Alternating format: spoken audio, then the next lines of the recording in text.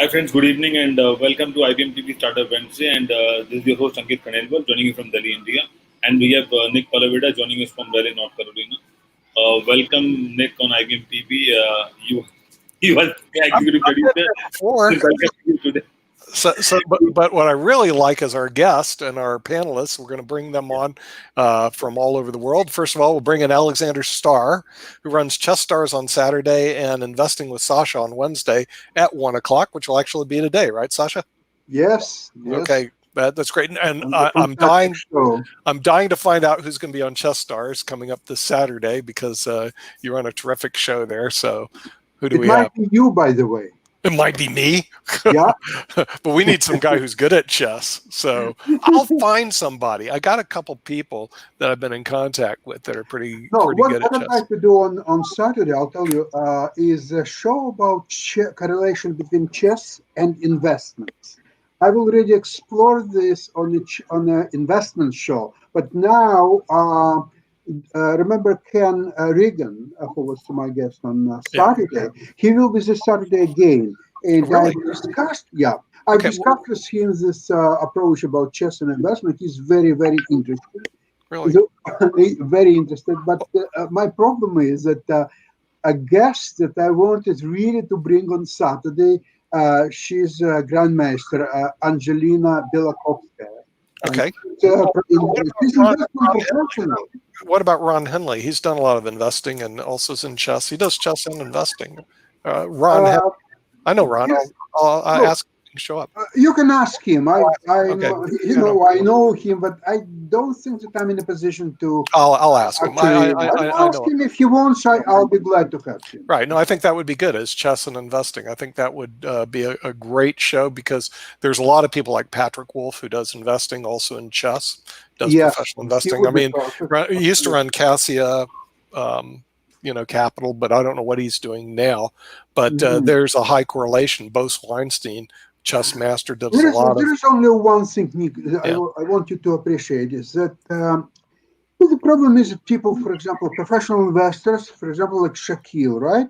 He will be today on our investment show. See, Shaquille approaches investment from the professional point of view of hedge fund, that they have certain lock-in strategies, they have tiny spread between volatility here and volatility there. Yeah, it's different. They're making maybe a quarter of a point, but because of the size what they're operating with, that quarter of a point. It's a lot of money. Yeah, right. It's different when we do high frequency volume trading. Right. So no, I totally agree. Then individual investors do a whole different exactly. Right. I'm of a view that very soon, much sooner than I think. I thought it's about in 5 years. I think it will happen much sooner. I think investing is the only survival tool that people will have at their disposal. There will be no jobs, there will be no social assistance, there is no government handouts, nothing. So only way that you will learn to invest and make even like $300-400 a day, which is very easy, and any idiot can do that. So if you can make $300-400 a day, you can survive. Okay, you're not going to be. You're not going to be rich, but you're making it. Right. You can survive. You can put bread on the table. You can buy steak once in a while. Yeah. I couldn't survive, but you could survive on $300 a day. I burned too much money, baby. It ain't gonna happen. Listen, of course you have to go down in your standard. Right, you're gonna have to watch the spending thing. Yeah, you got it. But if you know how to make $300-400 a day, you can double your size of investment. Make $800 a day. $800 a day. Okay, you're not gonna die. You'd be okay. Right. You'll be around for a while. Yeah, absolutely. Right. Yeah, and I totally agree with that. So what we're going to do is add to the stream from the United Kingdom, otherwise known as Great Britain, from all you other low-end countries like India, United States, Canada. We have Ben Coates from Mogu's Media. Ben, how are we doing in the Great Britain? I was a bit worried there when Sasha said any idiot can invest. I thought you were going to bring me straight in there, Nick, to be honest with you. But no, he didn't address you directly. He was thinking about Ben, but go on. Sasha wouldn't be like that. I'm really, really good. Yes, I'm really, really good. Business has changed again in Great Britain, and we are now allowed conferences of up to 30 people, which we weren't allowed yesterday. So, yeah, things are changing, and we've got to be positive, as this channel always is. So, yeah, good afternoon to all the viewers from Britain.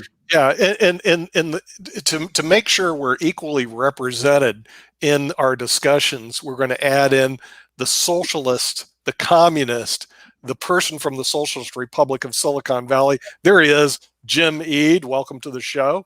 How are we doing in the the socialist world of Silicon Valley? Well, when I heard Sasha's going to bring Shaquille on, I brought my referee jacket shirt so that I can keep them in neutral corners. Mm-hmm. But it's doing well out here. We did the typical shelter in place, and then we tried to open up, and we started to spike in our cases, and then we shut down again. So we're now in our second shutdown period, and it's mentally more tiring than it is physically difficult to get around, because you cannot go out and socialize like you used to. You cannot just do the normal things that you're accustomed to doing. And once it's, for a month, fine. 2 months, okay. 3 months getting old. 4 months, 5 months. Now you're starting to get on people's nerves. So we're not adjusting quite as well as we did when the first shutdown occurred. Socialize like you used to. I'm a chess player. I socialize by playing chess on the internet. What are you talking about? Well, yeah, and you can also text message. That's socializing. And too. I can text message. I mean, I got everything I want to in my own little bubble here. So why do I have to go outside anyway? I constantly refer to being hug deprived. Hug deprivation is a real thing. I just don't get that hugs that I used to. And there's something about communication by hugging that is more efficient and effective than by words. So, I'm just feeling the lack of the touch of other human beings. But they locked you in your own little world there, and I think you look pretty safe there. I mean, we're safe now, so be good with that, Jim. Well, and, just like Lynn says, I don't want you to get a computer virus. There you go. That would actually work. But I have some exciting news. Tomorrow we're going to have the Genius of the Year in 2017 Beyond Mensa person, super genius. Julian will be joining us at 10 o'clock tomorrow. So his processing skills are so fast, you can ask him any question you like. He'll know the answer to it. Does he go by one name like Cher and Madonna? No, just call him Julian. Anyway, I dug him out. I'm sitting here going through all the high IQ groups trying to dig out the super genius, and I found one. And I got him to go on TV tomorrow, so we should be able to see him tomorrow at 10 o'clock. All the panelists, you can ask him any question you want. You can beat him up. Do whatever our panelists do. He has some insights on Haruki Nakaruma, which I don't know if he's going to announce but it's public information. You'll find very interesting insights on Haruki and some other people. So I thought it's pretty good. I just did a pre-interview with him this morning, is he a capitalist? Which I normally don't do. You ask him that question. How should I know? Communist, man, dude? How would I know? And as a matter of fact, I know if you go to the investment show, all you're interested is after Sasha and Shaquille invest, whoever makes the most gets distributed equally among. I know that. But see, Jim, what you want to do is have Sasha accumulate a lot of money, Shaquille accumulate a lot of money, give it all to the state of California so you can distribute to everybody equally. Well, right. We're still giving too much of our money to those guys. I would like to clarify one thing. Last week, I've indicated that I'm willing to have funds or private or whatever money it is and manage it on one of two conditions. Either I get 25% of net profits after commissions and everything, and the second proposition, 50% of the profits, but I guarantee with my own money any and all losses whatsoever. However, Sasha, I can tell you this, no professional investor in the world would offer that. That's kind of, I heard that offer. Because they cannot operate small portfolios. Oh, They yeah. can operate $100 million and get 1/8 of a spread and run Sure. it and invest. You know, hundreds of thousands well, of dollars. it's because the risk in the market, they just get like that. Because when we run our pension funds, okay, we run our pension funds, used to be a 3% guarantee. I'd have 3% guarantee contracts, which sound good now. But, you know, in worlds past, and I still have some, I've got a lot of clients today, they're sitting in 3% guaranteed forever money. Like, no kidding. Worst case Very scenario, good deal. they make Very good 3%. I even had the contract in our plan. So, you know, you could buy that. Today, you can't buy that. The best you get is maybe 1.5% guarantee forever contracts in Most pensions. likely 1%. Yeah, most likely one. A lot of them are just one.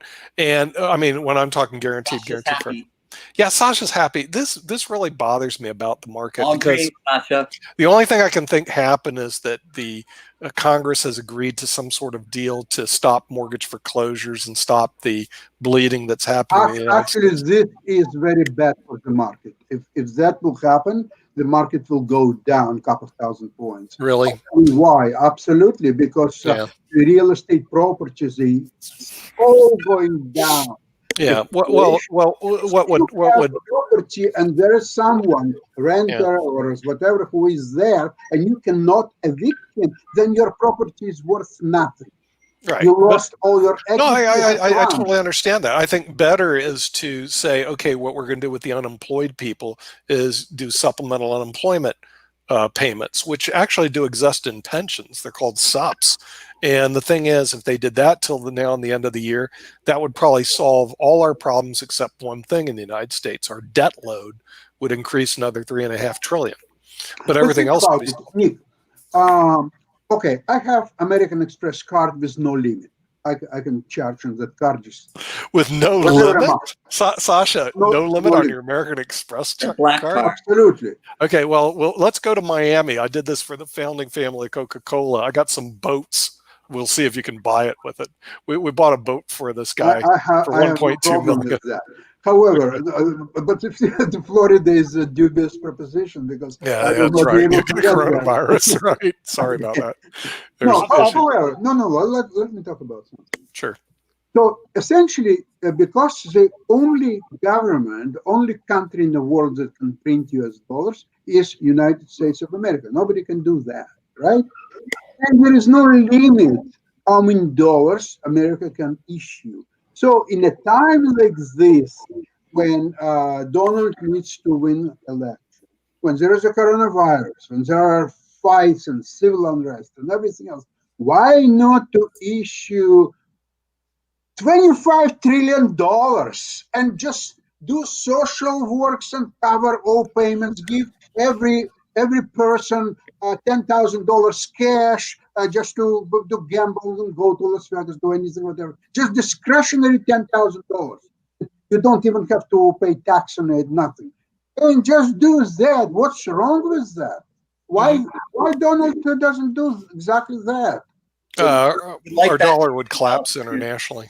No, who cares? So it will collapse anyway. So at least you tried. At least you fought. But you go just like this. Okay, you want to die as a brave man or as a coward? That's the question. Die as a brave man. Fight. Come on. Oh, I love it. Okay, well, we could do that, print money. We actually did that in 1862 to raise money for, like I said, for the Civil War effort. And the government actually raised over 400 million by printing greenbacks. So can it be done? The answer is yes. There's historical precedence for that. And just do it. And the thing is, they could do that, and they could even do that and cover the national debt. Okay, but that's what they could do. What they will probably do is issue some more debt again, and from the federal government, just stack the 23 trillion with another 3.5 trillion in debt, and distribute funds, unemployment checks and checks to people, so they can sit around and wait. We can then use our cheap American dollars to buy those expensive goods over in Britain. And bring them over here. Oh, wait. See, Ben woke up. Ben woke up. You know, hey, Yeah, listen, here, this is something that's going on right now. I can fly from Raleigh to Seattle and back round trip for $107 on Frontier today. I fell on my chair. I told my wife, because we love Seattle. Okay, we used to live there. $107. There's no way they can make any money on that. But there's only one problem. Will I catch coronavirus sitting on a Frontier flight from But here that's to? free. That's free of charge anyway. Why would you worry about it? Well, even with coronavirus goes with comes the at no peanuts. extra charge. Yeah, you know. Hey, we'll move over to Hong Kong. See if we can. Rakesh, good to have you here. Thank you. On tomorrow, we're actually going to have the Genius of the Year in 2017 come here, a super genius, real one. Wow. That's going to be here tomorrow at 10 o'clock, in case you want to join us on IBMTV. Actually, there's an award. There's a World Genius Society. I don't know anything about that. And apparently there's an award that comes out every year. He won the World Genius of the Year award in 2017. Wow. He's going to be joining us tomorrow at 10 o'clock. I actually did a little intro with him today, but he wasn't really prepared to get on TV because his hair was disheveled. He wasn't shaved. He goes, getting on That's TV. a genius, boy. There you go. There you go. Okay. I said that's perfect. Okay. So then you can ask him any question you want. He knows the answer to everything. As a matter of fact, he has a solution to coronavirus. You name it. He's got it. So that's tomorrow on IBM. I'm more interested in the Nakamura story. Oh, he's got a big Nakamura story. A lot of people don't know who he is. So we have to, as they say in law, you got to build a foundation. First of all, who is Hire Nakamura? Ask him that. Then the next question, Jim, he took an IQ test. How did he do? That is really going to excite you, what happened there. So, Rakesh, in the wonderful world of Hong Kong, how are we doing out there with coronavirus, and what's the situation in China right now? In terms of the coronavirus, we're still being very careful. The number of infections are coming down to about 80 a day. Instead of, it was 140, it's now coming down to 80. We're having a lot of rain, so a lot of people are traveling by their private transport. So not much public transport is being used. But otherwise, nothing that I have noticed in the newspapers that stands out. Are your schools open? Because we're opening our schools here in the United States. Schools are open. Schools are open. How about in Great Britain? Schools open over there? They have been. We're now on our summer holidays. We have a 6-week break during the summer. So they were open for three of the younger years. None of the secondary years were open, and they're hoping to open them all up back in September, when everybody must go back. The thing is that during lockdown we have a fine system. If your kids don't go to school, you get fined. They'd stopped that, and so the pressure wasn't on the parents to send the kids back. But from September, when they go back, they have to, otherwise the fine system comes back in. In other words, the local councils need some more money. But that's allegedly, of course, allegedly. But, allegedly, Jim, yeah. But that's where we're at really with the schools. Well, how is this going to work? Okay, kids go to school. Now, when the kids go to school, they don't have any contact with each other. The coronavirus will not spread among them. This is, I guess, what's going to happen. Then when they go back to see the parents, because I assume they'll go back home at some point in time, no one's going to have coronavirus. Nothing's going to spread. When the parents go see the grandparents, nobody's going to have coronavirus and nothing's going to spread. Is that what's going to happen, Ben? There's a difference in what's meant to happen and what is going to happen. We're all at risk, aren't we, all the time? Let's face it. You could walk out the door and you could, sadly be knocked over or something. We have to get to a situation where we have to do things. We have to do them sensibly. I was on a meeting before this, and I said to somebody, this is if we take out all the positives, the problem with the UK is it's been quite a disgusting country health-wise. For example, hand sanitisation to a lot of people, it's brand new. I'll take that under advisement next time I go over there. Yeah, I would. Yeah, fortunately, so we are going to become a lot cleaner country, and hopefully, we do take people's personal space more into consideration. But if we do that, we should be able to get back to some kind of normality. We've got to. The government are stopping their furlough scheme this week coming. Sorry, at the end of next month. So they're not going to pay people's wages. So we're back to where we started with the conversation in regards what Sasha said about paying people out by the government. Our government have been paying wages now for 6 months. But that stops it.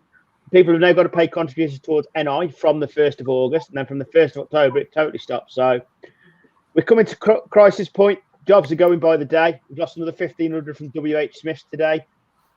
Obviously, Virgin over in the States has filed today, which is really bad news. So we're not in a good state, but the answers are out there. It just depends if the governments want to take them and if it's profitable for the governments, of course. Mm-hmm. Yeah, Ben, I heard and I read this article, and it was about a UK school having to close down. They opened up and then they had to close down. Now, it wasn't about London, so I'm not sure where it was in the UK. But did you hear anything about that, like a school opening up and then having to shut down because of COVID cases? Yeah, it wasn't far from me, Jim. That school wasn't. It was actually in the Midlands, so it's quite well publicised. It's like a spike, isn't it? They consider the school to be a spike, and what the UK government are trying to do is to narrow down. For example, there was a pub in a place called Stone recently that some of the scenes there were ridiculous. It was like a normal Saturday night, and there was a big spike of cases in that area. They've all been traced back to that pub, and that pub now has gone out of business. It's just killed them.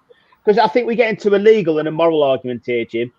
Legally, you might be able to open. Morally, it could cost you your business. And that's the danger you've got. Okay, and Ben, you run this, what do they call it, the power of positive thinking, positivity thinking and all that stuff. So tell me, when somebody's got coronavirus, sitting on a ventilator, it's about to die because they made a horrible mistake, like they sent their kids to school. Tell me what sort of positive things you can tell people about that situation. It's education, like anything, Nick. It's education. If somebody has made the mistakes, and you don't know what mistakes they've made, every case is individual, you have to teach others not to do their mistakes, and then we will get to the bottom of it. But of course, we're dealing with people. We're always dealing with people. No, I understand that. But see, here's what my thinking is the real problem with the mistake. Okay, there's some mistakes then in life you can go back and correct if you want to correct it in this life. If you get coronavirus and sitting on a ventilator, last data I read, 58% will not come off the ventilator alive. Okay, they die, and they made a mistake. It's not like chess. Oh, I made a mistake. I resign. Let's go play another game. Okay, they die. Right? Shouldn't we be a little bit more diligent in watching this particular coronavirus as opposed to the lackadaisical attitude I've seen in this country? I'll take my chances. I think I think this country's lackadaisical situation comes from more from those that are making the decisions than the actual people. I think the majority of people have been really sensible and have seen us through this. I think it's the dithering of our government that's the problem. They're not strong enough. And then, of course, our law enforcement are like, I don't know which way to go. I've had it in the meeting this morning where new guidance has come through, which is different to yesterday's guidance. And we're talking about why we should wear masks. What about we should wear masks because it will help others? Not why we should wear them. We should wear them out of our own conscience. We should wear masks because it stops others getting it. That's the key. That's the key message. That's got to be the switch. Yeah. Well, no, I understand that's a message, but also I've seen messages, at least on this crazy thing called Facebook. I don't know if you've ever seen that program. People are going like, well, wearing a mask. I've seen studies that masks don't help you. I'm serious, Rakesh. Over here, there's people that are posting all the time. Mask will not help you. Mask. Well, okay. Let's assume that they were correct.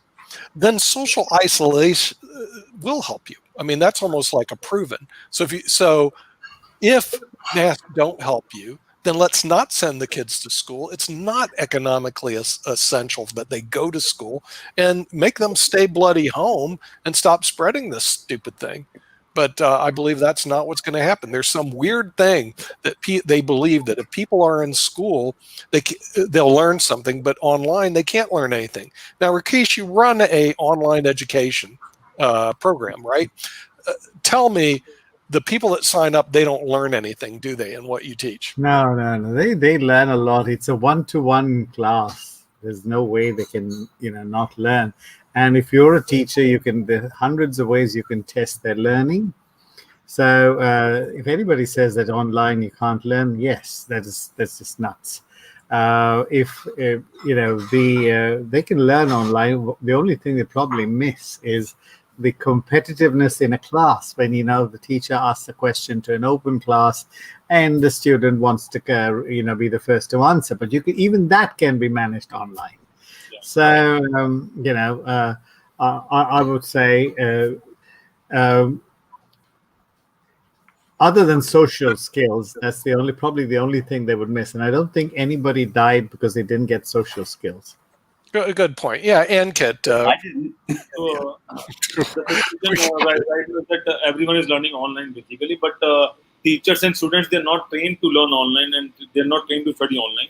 And especially, students who are primary class students basically, because they don't know how to study and how to talk to your teacher while online, because online they have a bracket like 30 minutes or 45 minutes of slot or maybe 1 hour, and in that 1 hour teacher have to cover the course as well, and they have to interact as well, and then they have to make sure that the bandwidth also works and they have all the elements to showcase. So it's a little difficult for primary students, but students who understand the technology, they are ready to learn and they are doing a lot of online studies and online courses and online exams as well. So for them, it's not a problem. But teachers are not trained as well to basically study online. So Right.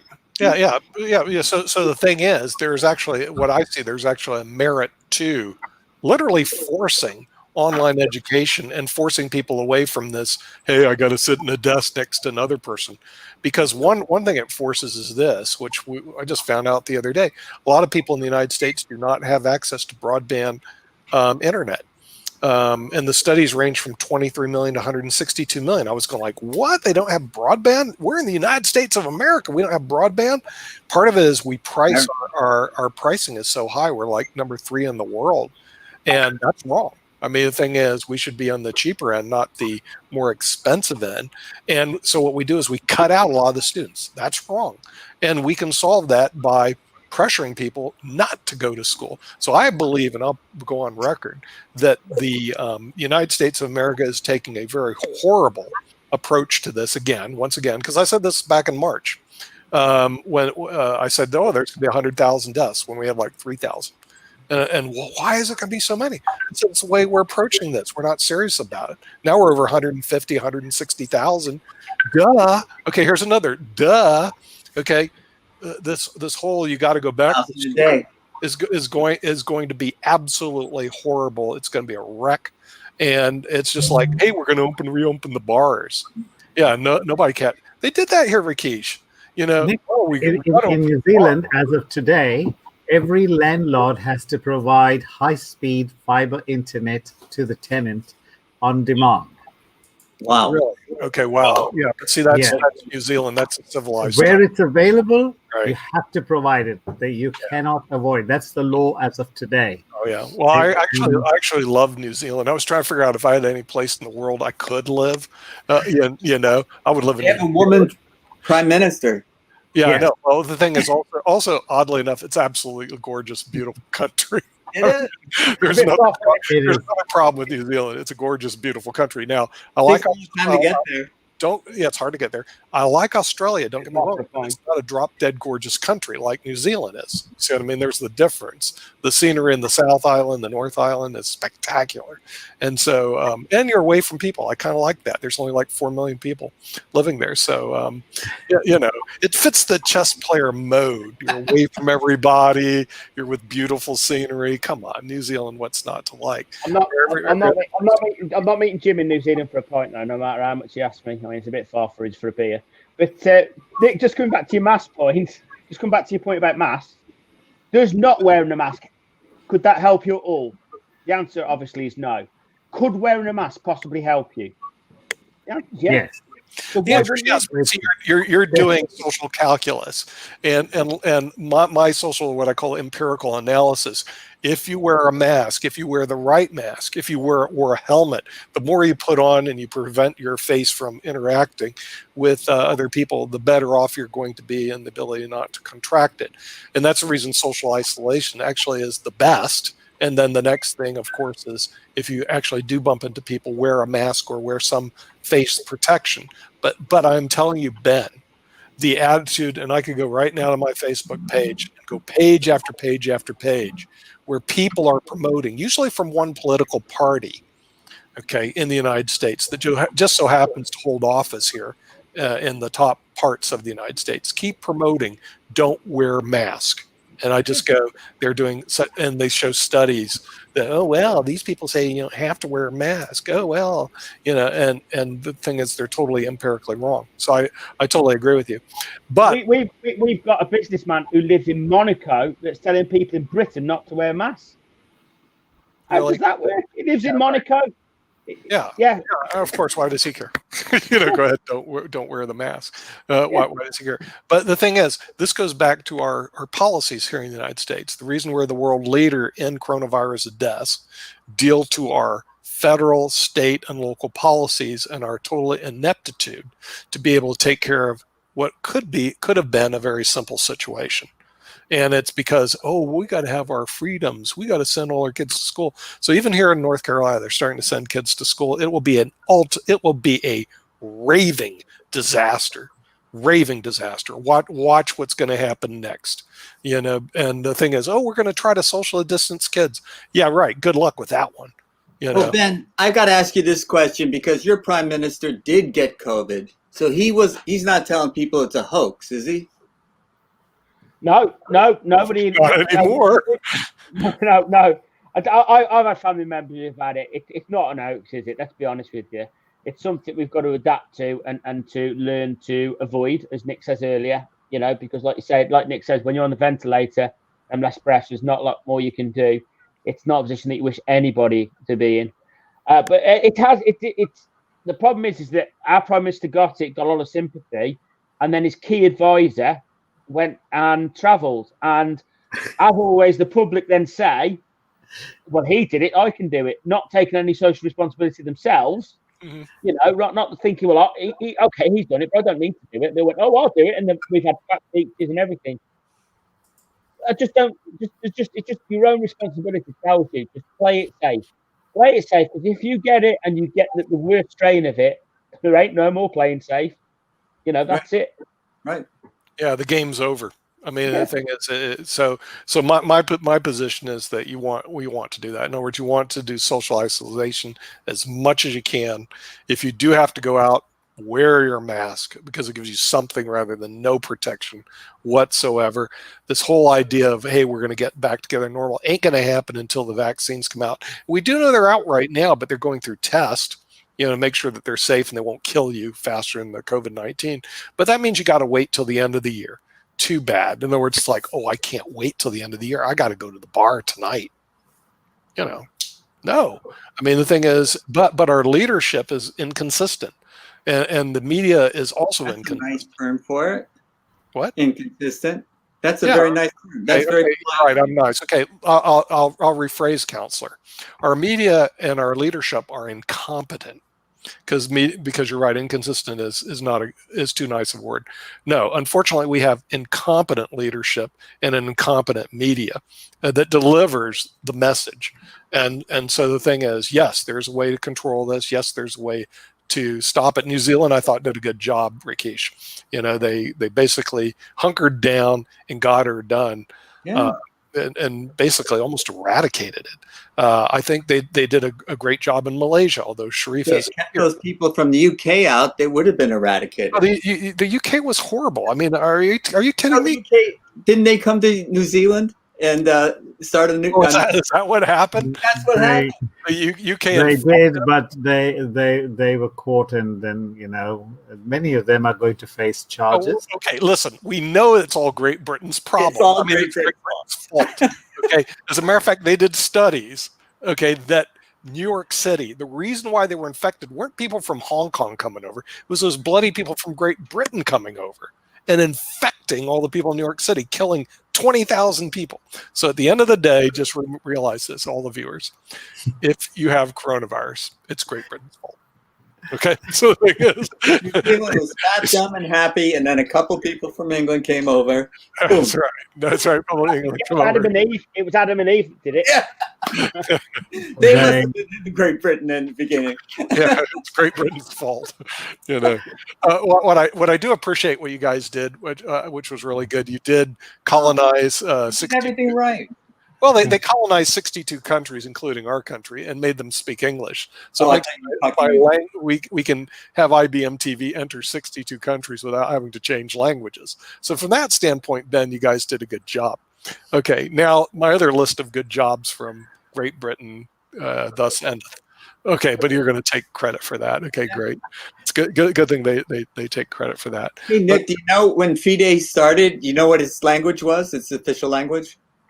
Oh, French, right? French. Absolutely. And now it's English.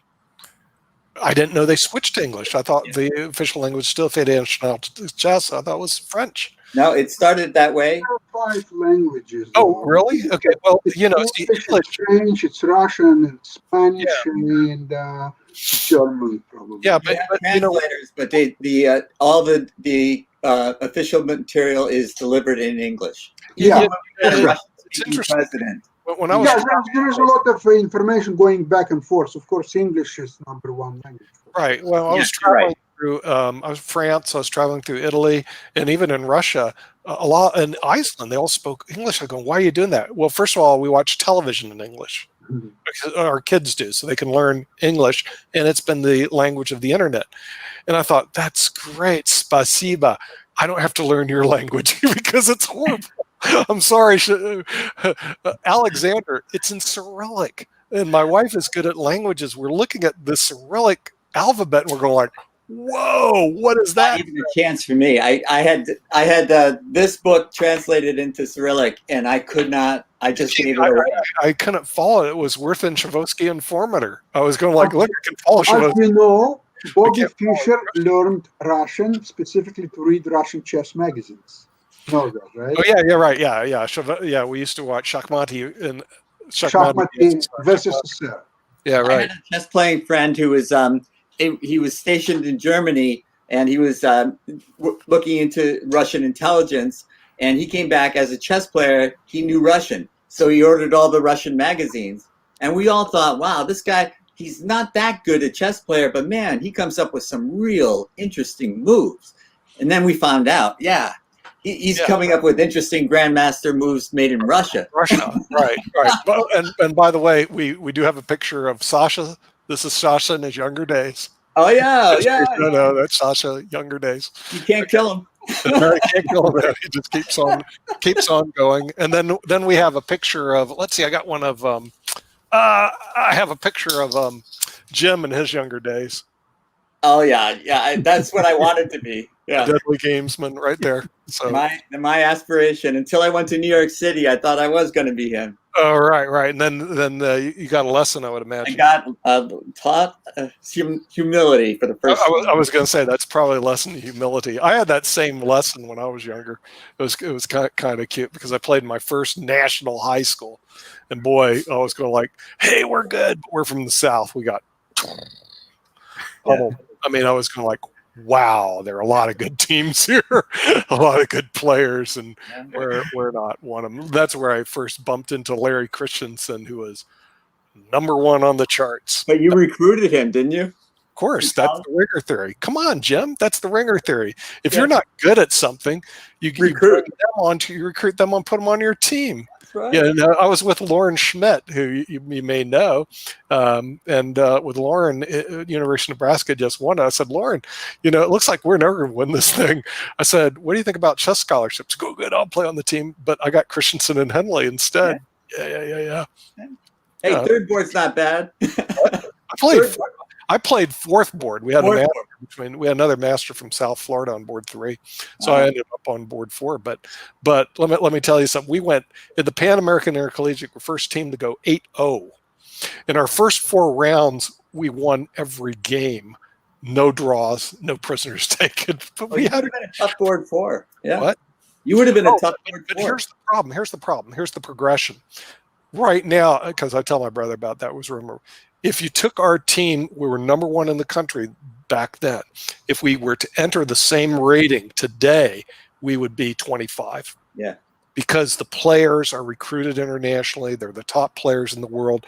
I said Larry would be cannon fodder. He couldn't even beat the fourth board of these teams, at least if the ELO ratings were consistent. Because I don't know, there's been rating inflation, but still, it doesn't matter. We would just get slaughtered by all these other scholarship teams. My belief would be, and we would start off, rather than rank number one, we would rank like 25th. It's just that the world has changed that much, and of course that's where we're looking at IBMTV. We're looking to bring our ratings up to number.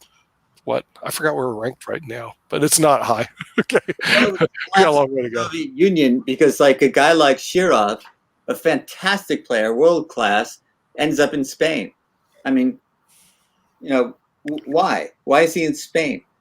Because 3 of his 5 wives are Spanish speaking. One from Argentina, one from Spain, and one from I believe Uruguay. That's the only reason. Other than that, he would be in Latvia or in Russia or somewhere else. Wow. But I didn't know you were allowed to have. Are you allowed to have 5 wives in Spain? Is that what's going on, Sasha? he has You can actually do that in Alabama.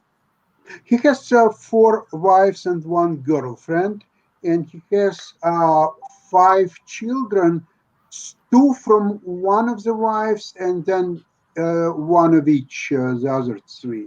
And he manages very effectively all his family setup. Actually, he was able to surpass even Kasparov, who has only 3 wives and 4 kids. So in some ways, he exceeded Kasparov's conduct. Don't marry One's enough trouble. Yeah, go on, Ben. One's enough trouble, Sasha. Why would you give them Yeah. I don't know. We should start a new show called Chess Gossip. Yeah, I was told that That would be a great show. Yeah. you can be a really good investor, but that doesn't mean you're rich, because a lot of them have alimony payments, child support payments, and a lot of these, and you lose half your assets. Come on. If you every time when you divorce lose half of your assets, then Shirov would lose 2.5 times of his assets. It doesn't make sense for him to have assets now. Yeah, I was going to say. I mean, he's got some, obviously a lot of support payments going on there, doesn't he, Sasha?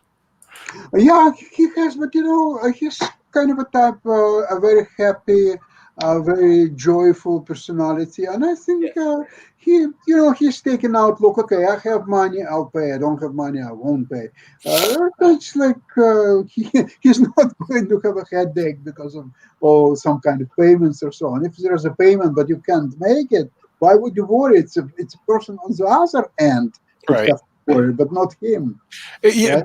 but how do you make money in chess? Did he write a book like Chess for Dummies? I heard that guy can make some money at chess, but other than that, Fire on Board was a great book. That was one. Really? Fire on Board. Fire on Board.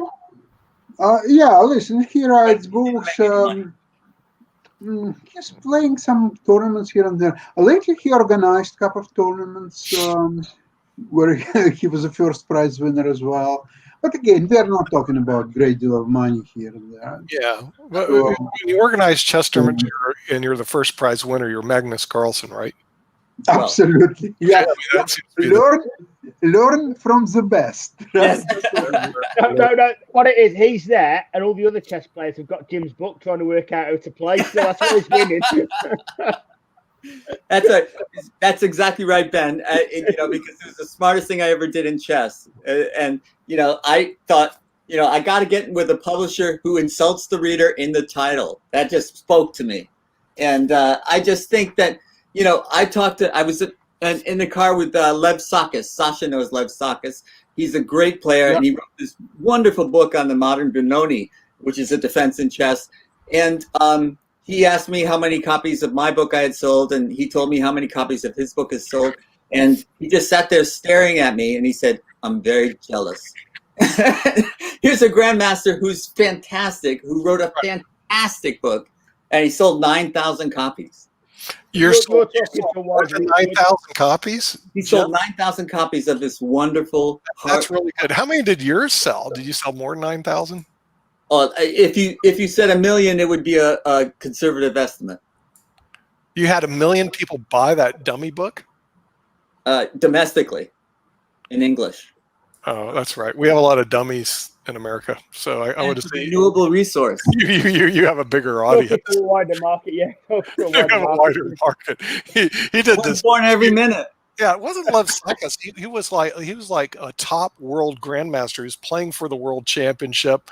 I mean, this is my I think he's also a lawyer by trade, and also the guy's a real smart guy. Yeah. You know, because I followed his career. I thought he was great. He writes a book. He gets 9,000 on this technical issue that's really everybody should know about, the modern Benoni, which I love. Here you have Jim Eade. Not even a grandmaster, a FIDE master of all things. Puh.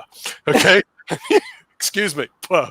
Okay. The thing is, he was happy to shine this guy's shoes, and he sells 1 million copies because he writes Chess for Dummies. I was thrilled to be in the car with him. I was going to say you should be. You see, Nick, you have to appreciate, if you will take a chess pyramid, so Jim is writing for somebody who right at the bottom of the pyramid, or maybe even under the bottom of the pyramid, right? Okay, and Jim is looking for the pyramid. Okay, so let's go. Is writing for the top of the pyramid. Yeah, he's writing on the very top of the pyramid because 9,000. Actually, I'm surprised it's 9,000. I thought it would be 900. So 9,000 actually is not that bad. So he's writing for people. I would imagine the day rating who reads about the Benoni should be at least 2,000 and higher. And when you're getting in the 2,000 and higher, say 22, 23, there are lesser and lesser number of people who would buy and read this book. There will be some people who will buy that book. It doesn't necessarily mean that they will read this book. But there are some people who will buy the book and read also. I hope that number is Jim's comes free with a chess set from Amazon. That's how he's got it. So you buy a chess set, you get a free Chess for Dummies book, don't you, Jim? No, well, I can see Jim has a lot more appeal. As a matter of fact, the thing is, there were some commentators just saying, "Oh, it was great to have Jim be there on the set with me and all this other stuff." I mean, he actually has a fan club. It's just really weird, and I never really heard about him until IBMTV because he's on that left coast. Yeah. Not the East Coast, and for some reason the left coast players don't play in tournaments on the East Coast of the United States. So I didn't know there was such a communist hideout. Jim, let me ask you. I think you wrote your book in about 1995 or so, right? It was published in 96, but yeah, I did most of the writing in 95. It's about time. It's just about time to write the book, The Chess for Kids of Dummies. Just forget the dummies. Because they all have kids by now, so they have to educate their kids. Well, I say this to anyone who's writing a book, think about your target audience. My target audience was the parents of a gifted child because the child had a talent in chess and the parent wanted to be able to help them, but they didn't know the first thing about chess. So they would buy a book like this so they could talk a good game. They could look up words, and they could look up chess players have their own vocabulary, and so you can find out what that word means, and you can talk to your child. So it was the parents, and so these kids, these talented kids, are a renewable resource. They're coming up, and they're new parents going, "Oh my God, my kid is great at chess. I don't know the first thing about it. How am I going to educate myself? Chess for Dummies." Yeah. Okay, Jim. So, in a way, would you agree that basically by dummies you mean parents, not kids, right? Parents. I absolutely do. Absolutely, that's for whom you wrote the book. So yes. These parents is dummies. Now they have children who becoming parents. So they will be also dummies because if your parents are dummies, most likely the kids also will be dummies. And then there will be grandchildren also dummies. So it's a vicious circle. How you will break out of this? No, it isn't. Dummies. Sasha, you don't get it. It's a renewable resource for Jim. Okay, because dummies keep making more dummies, and then so there's more dummies to buy the book for Jim. Still, Yeah, the problem is that the dummies are usually very thrifty people. So since the rules of chess didn't change much in the last 25 years, never mind 250 years, so these people, they will cherish and they will put it this book probably in a safe or in a bank's deposit box to keep it there. So the kids' dummies would use it, and their grandkids' dummies also will use it. What a great investment for what is it? $9.99. well, on Amazon it is, yeah. Okay, so for $9.99, you have a book going over 3 generations of dummies. 3 generations of dummies. It's at least 2 generations now.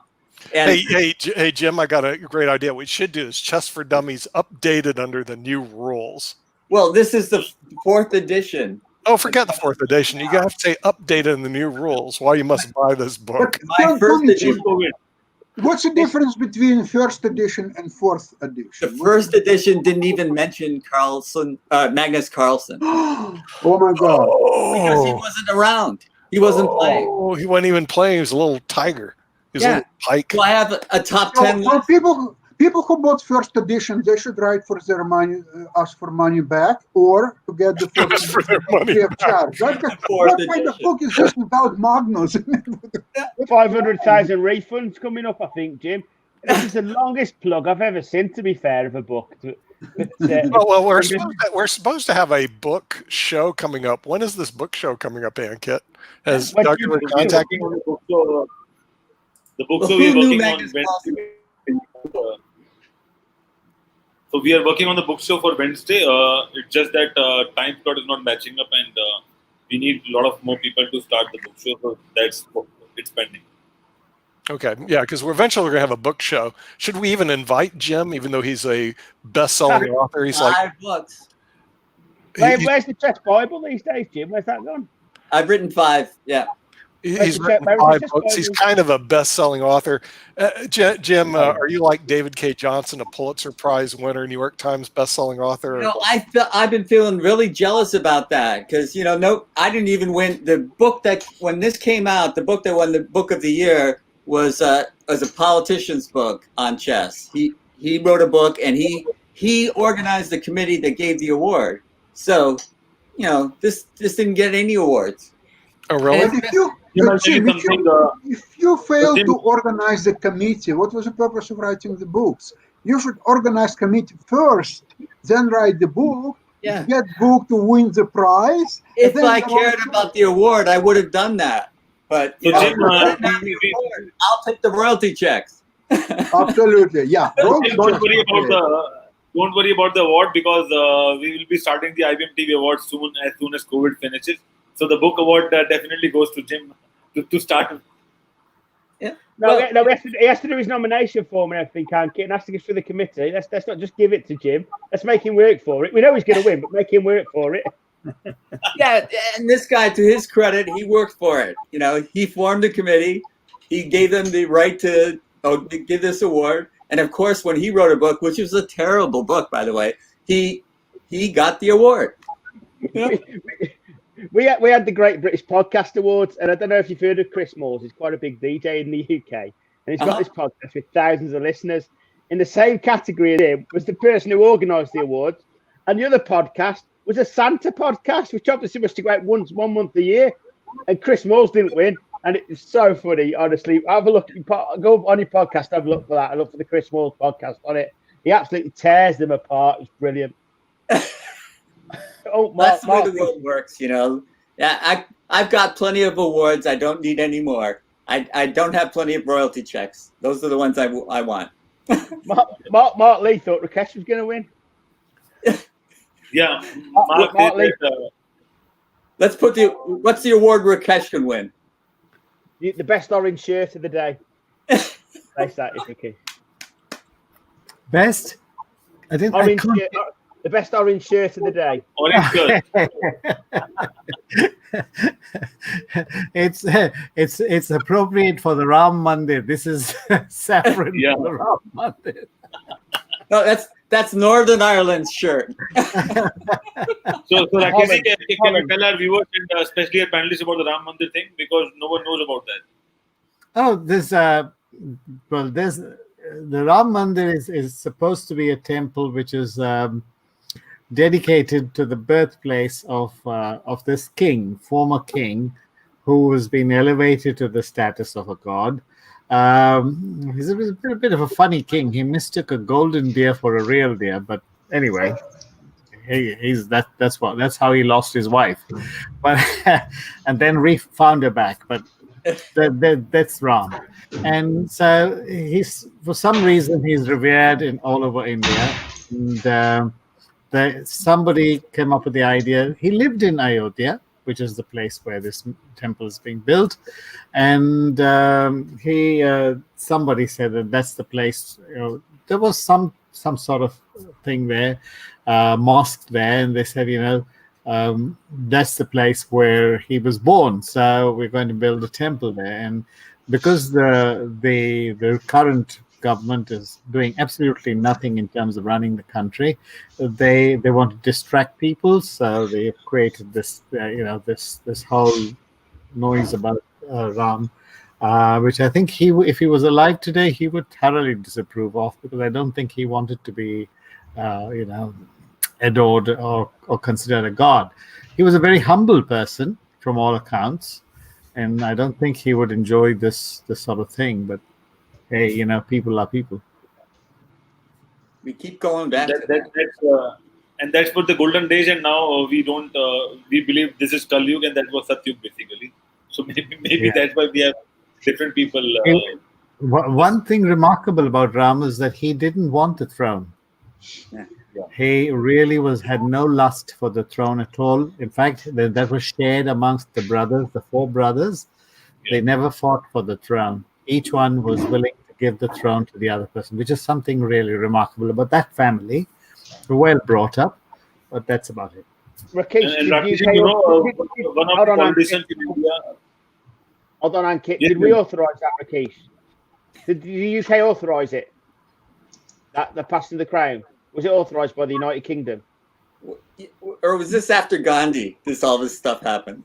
No, Ram was long before, at the time when the UK was still fighting, for all those people invading the UK at that time, the Danes and whatever. Okay. Before they didn't even have a UK then. It was just K, many K.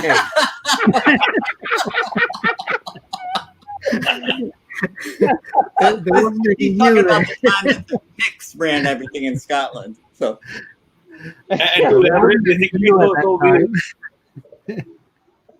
So basically, Ram was one of the king, but we treat him as Lord Ram, one of the gods in India. And Rakesh is talking about, so many years ago. So maybe we don't know. I think maybe 5,000 years ago, something like that. It's probably about 1500, 1800 BC. Yeah. Around that time.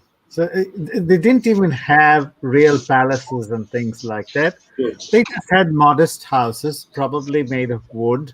And because the Aryans who came over were basically people who lived in the steppes, and they were nomads. They didn't really have the concept of palaces. So you didn't have any, residual stone bricks or anything like that. There were temples built by subsequent generations, but we didn't have that sort of thing at that point in time. We didn't have them even in most parts of the world. Well, Rakesh, there's only one more fact basically. So one of the politicians in India, they belong from the same state of Uttar Pradesh. She shared some information with the Supreme Court, mentioned that she is one of the generations of Kush. One of Ram's brothers, sons. One of his sons. No, it was his son. Kush was his son. Yeah. And they have some kind of proof which states that they are the same generation, and they are carrying that proof for all those generations. So although it's not publicly available, Yeah, not backed up by DNA then. And so there we go. Oh, You've got the, He went Sharif, into MyHeritage or Ancestry.com, and he knows this for a fact. Sharif, we're supposed to be doing a show. Is it this Sunday on Malaysia or about Malaysia? Yes. Okay. Do you know what time that is? Because I heard it was 8 p.m. Malaysian time. Then I hear it's 8 p.m. our time. What time is the show on Malaysia Sunday? Sunday, right? Sunday or Friday, Sunday. Saturday. Can I do Friday and Saturday? Because that time Malaysian people is little bit of relaxed, so Okay. I can bring all of the I don't really care. I just want to know what time and day it is going to be about. okay. It can be 9 a.m. or 9 p.m. It's up to you. No problem. Nick, But ask Friday, Andy. Saturday. He's in control. Since he knows, when is our So show? basically, Friday we have a show at 9, and then we are doing a special show with the Indian Business Chamber Netherlands, which is at 1 to 3. So I'm not sure about Friday because 9 we start the show with Michael from Nigeria. Oh yeah, Okay. we have Nigeria at 9 o'clock Eastern time. But what about later on with Malaysia on Friday? Would that work? Friday. Okay, like Sunday 8 p.m. Is that okay? 8 Is p.m. what time? Is that 8 p.m. Malaysian? Malaysian time. Yeah. See So that. that means 8 a.m. Next time on Sunday. Yes. So it's up to Nick. Okay. All right. Give me the time again. Is it 8 p.m. Malaysian 8 time, a.m. what does that mean to us? 8 p.m. Malaysian time on Sunday? Yes. Now my that's problem is 8 p.m. I have to do my translator. I got to get my calculator out for that one. I have to do my translator. Okay, like natural. Even example after the Maghrib prayer, Malaysian people actually pray at 7:30. 7:30 actually Maghrib. So after that, I think that's why I take half an hour. So after that, we can bring Malaysian guest. Okay. Okay, so it's 8 p.m. Malaysian time. It's a 12-hour difference, Nick, so it's 8 a.m. your time. That's my Yes. thought. 8 a.m. That would be half-hour show at 8 a.m. That doesn't work in. That doesn't bleed into Spiritual Saturday, so that's fine. Okay. Just a minute, but or do we change dates? That's the other thing. Or are we still going to be on Sunday? It would be Or Sunday. Sunday Malaysian time or Sunday. No, if it's 8 p.m. Hey, here's the thing, Ankit. If it's 8 p.m. Malaysian time, is it 8 a.m. our time, or is it 8 a.m. Monday? No. It's 8 a.m. Sunday your morning. Malaysian 8 p.m. Sunday. Would it be 8 a.m. Sunday? Yes, It's not exactly. the dateline, so there'll still be Saturday for Nick. No, it's not Saturday for Nick because it's 8 p.m. Malaysian time. So it's a 12-hour difference. So that means 8 a.m. EST. Yeah, but since it crosses the dateline, it's one day behind. Well, that's what I was worried about. Is It's the only date? 12 hours behind. 12 hours behind. 8 p.m. is 8 a.m. Exactly. So it's 8 Now a.m. actually now 11 p.m. in Malaysia. 11 p.m. in Malaysia. So That's in 11 USA, a.m. 11 a.m. PM. Yeah. 11 p.m. Malaysia, but it's in US it's right now 11 a.m. EST. Yeah, Yes. but you're talking Yes. Eastern time. You're right. Yes. Yeah, but it's Wednesday over there, right? You're Wednesday. Maybe Yeah. at 5 a.m. my time. It's Wednesday. Okay. Yeah. See, on IBMTV, we're the only ones who have this problem because we gotta we have to do the dates and the times, make sure we coordinate. Okay, What so at time least is I it there, know what Ben? it is. What? What time is it for Ben? 4 o'clock in the afternoon. Yes, we're almost prime time in England. Afternoon snooze time. See, let me know when you want me. Oh, Smooth. Yeah. Yeah, he's 24 hours smooth time. So anyway, I know what time it is for Lynn. It's time for the dollar store. So in the past 4 months, I talked to a lot of people in different time zones, so I have a calculation. In mind. Oh, okay. So you already have the calculation up here. That's See, I why don't do Poppy that. Okay. 8. Okay, at least I know, because if I'm going to invite some of these guests, I got to say, okay, Yes. you Yeah, know, even I want, let's say if you want to extend more than 1 hour, so if it is I start from 8 p.m. maybe after that, when you start your IBM show, you can, after finishing these things. So yes, I want to invite everyone. Okay. Yeah. Right. Okay. All right. So We want let's start to. sending invites out. Okay, and we'll talk about Malaysia. You're gonna have some Malaysian people there. Malaysian people, actually, I can bring, even if you want to Yeah. do Yeah. Bring for some Malaysian people. Okay, because right now we think you're the only person who lives in that country. That's right. That's all I know. Okay, no problem. We have Sharif. No one else lives here. No. Okay, wait. We need to Wait, listen to our wait. overlord. Let's go Sharif. listen to Ben Coates, the former owner of Malaysia. Ben, what do you have to say? I've just spoken to the authorities that be, Sharif, and you are more than welcome to bring some Malaysian people on. There you go, approved. Okay, you got approved by our overlord. Okay, everybody, grant Great Britain. Well, the way it works is the ANKIT figures out the time, and then Nick just gives his signature on the form that ANKIT. Yeah. Well, ANKIT sends me forms, I sign them off. I mean, automatic stamp. Matter of fact, I gave him the stamp, so he just stamps all the IBM stuff. So that day, like dollar store has any sessions or something? Oh, like that? the dollar store. Well, I'm trying to get Lynn to be on more of the shows that are American shows. I go, you do a commercial here, you should do a commercial for like Jim Eads chess show. I mean, we do a lot of shows here. He shows up on a regular weekday program. Actually, We really got to do is record him, Well, and then the thing is, we can say time for a commercial because you need a break. You see what I mean? But the problem is the dollar store doesn't sell in Malaysia, so we're gonna have to get a different sponsor over there until they open a store there. So, oh yes, and we're gonna have the IBMTV Awards presentation in Bali. So we're gonna have one of big awards. Hey, listen, I checked out Bali. Hotel prices are right. It'll be between there or else in the palace that ANKIT has. I like the palace also. So we'll have to vote on where we're going to do our awards presentation. I'm good. The palace or Bali. Bali's cheaper. The palace is, well, it's a palace. What can you do? So Nick, what about the UK Parliament? The UK Parliament? Oh, come on, man. ANKIT, here's the problem with the UK, okay, in all due respects to our overlord. Okay, it's a smoggy little island that they charge you to bring your car into their city now. I mean, talk about disgusting. Smog, pollution, fog, an Great island. Indian food. No, there are no views. You don't get to see the sun. Their beaches are all made of stone. Why would anyone live there? I have no idea. I mean, come on. That is not on the list. That's why they took over all these other countries. They had to take all these. They go, oh, look, this is beautiful. New Zealand, we'll take over that one. Hong Kong, what a beautiful port. We'll take over that. Malaysia, this is great. We'll take over that. The reason they left and took all these countries is their country sucks. I mean, come on. That's why they went to India, the jewel, India. I mean, anywhere but Great Britain. Come on. I mean, that place sucks. So no, that's not a vacation place. That's a place to leave. Okay.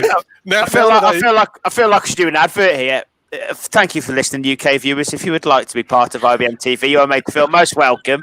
You are welcome to listen. What about you? Welcome to you, San Francisco viewers. You will be made to feel very welcome. And then they parade around their king and queen. Okay, king, queen. Okay, listen, if you got the king and queen on or whatever the heck they are, I guess they have a queen now. I don't know. Okay, if you parade them around, everybody goes, oh, yeah, queen. I mean, they live in a medieval society. And think about it. You're the world's largest democracy. They're the world's largest medieval society. Why would you have your IBM TV I'll tell you why. in the world's largest medieval society? It just doesn't make any sense. I'll tell you why, because I heard that UK Parliament is on rental basis. They rent some of the auditorium, but it's not available around the world. So that's why I thought we could. We could rent the Parliament out. I understand that, but see, that's not the problem. That's not the problem. The question is, do you really want to be on this smoggy island? When we can be in a palace in India. I wanted to go there just to know that how what are the qualities they have so that they rule 62 countries, including India. They don't have any qualities. Jim just described it. The reason they left and colonized everything is they hated the place they lived in. So they still have the best Indian food I've ever had. No. There's no compelling reason for anybody to ever want to go there. I'd rather go to Greenland. At least it's interesting. The theater is wonderful. The theater is brilliant. Are we due to go? Are we due to go to Lynn's advert? I've had enough now. You mean there are some redeeming qualities about that island? I didn't know. You know, I even go to Australia. At least it's a bigger island, right? Australia's a big island, so you know. You go to the theater there, and you can have third-rate actors by their standards, and you're blown away. They're Really? marvelous. Yeah. Absolutely. Okay. So they have good theater there, right? And Jim will go there because he thinks the Indian food's good. The Indian But I mean, he has Indian I've food. ever had. I would rather go to India, Ankit, and have real Indian food at your palace. Okay, I love your palace. Okay, I'm totally sold on your palace. But I like Nick, Bali. I like where Sharif is. Bali's great. Great price, 5-star TV's cheap. hotels. Okay, I'm good with that. UK? That's not even in the running. Are you kidding me? Expensive. Infested with coronavirus? Come on, infested with coronavirus on top of everything else? You do your checklist and everything checks off wrong. Coronavirus, small. I gotta look at the currency exchange rate before I go. Lord, no, they'd have to pay me way too much money to go to that island. I mean, Nick, every we time I'm looking did not do a proper greeting for Lynn. We did. We did. yes, Lynn. Yeah, for my dollars. Thank God for that. Worthy Lynn. Great Britain gets a great break. Thank God for that. Hey Ben, do we have a lot of followers now? Do we have a lot of followers in Great Britain? Did we attract them? Ask Jim. I mean, we could just tell through the Chess for Dummies book sale, surely. Sure, that's how we. lot of royalties from UK.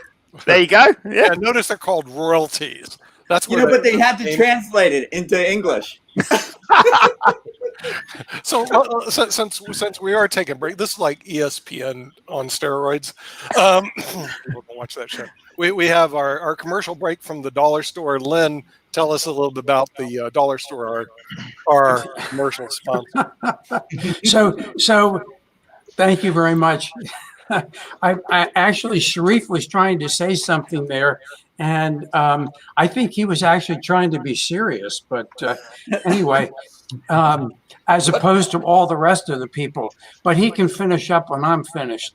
So anyway, our family owns what's called the Family Dollar Store. It's an online dollar store. You can find it. Boy, does everybody hear the background noise that I hear? Yep. Is that me? Am I the one that's causing it? Are you still hearing something now? Yeah. I can still hear the background noise. I don't know whether you can. But anyway, so, okay, no, we're fine now.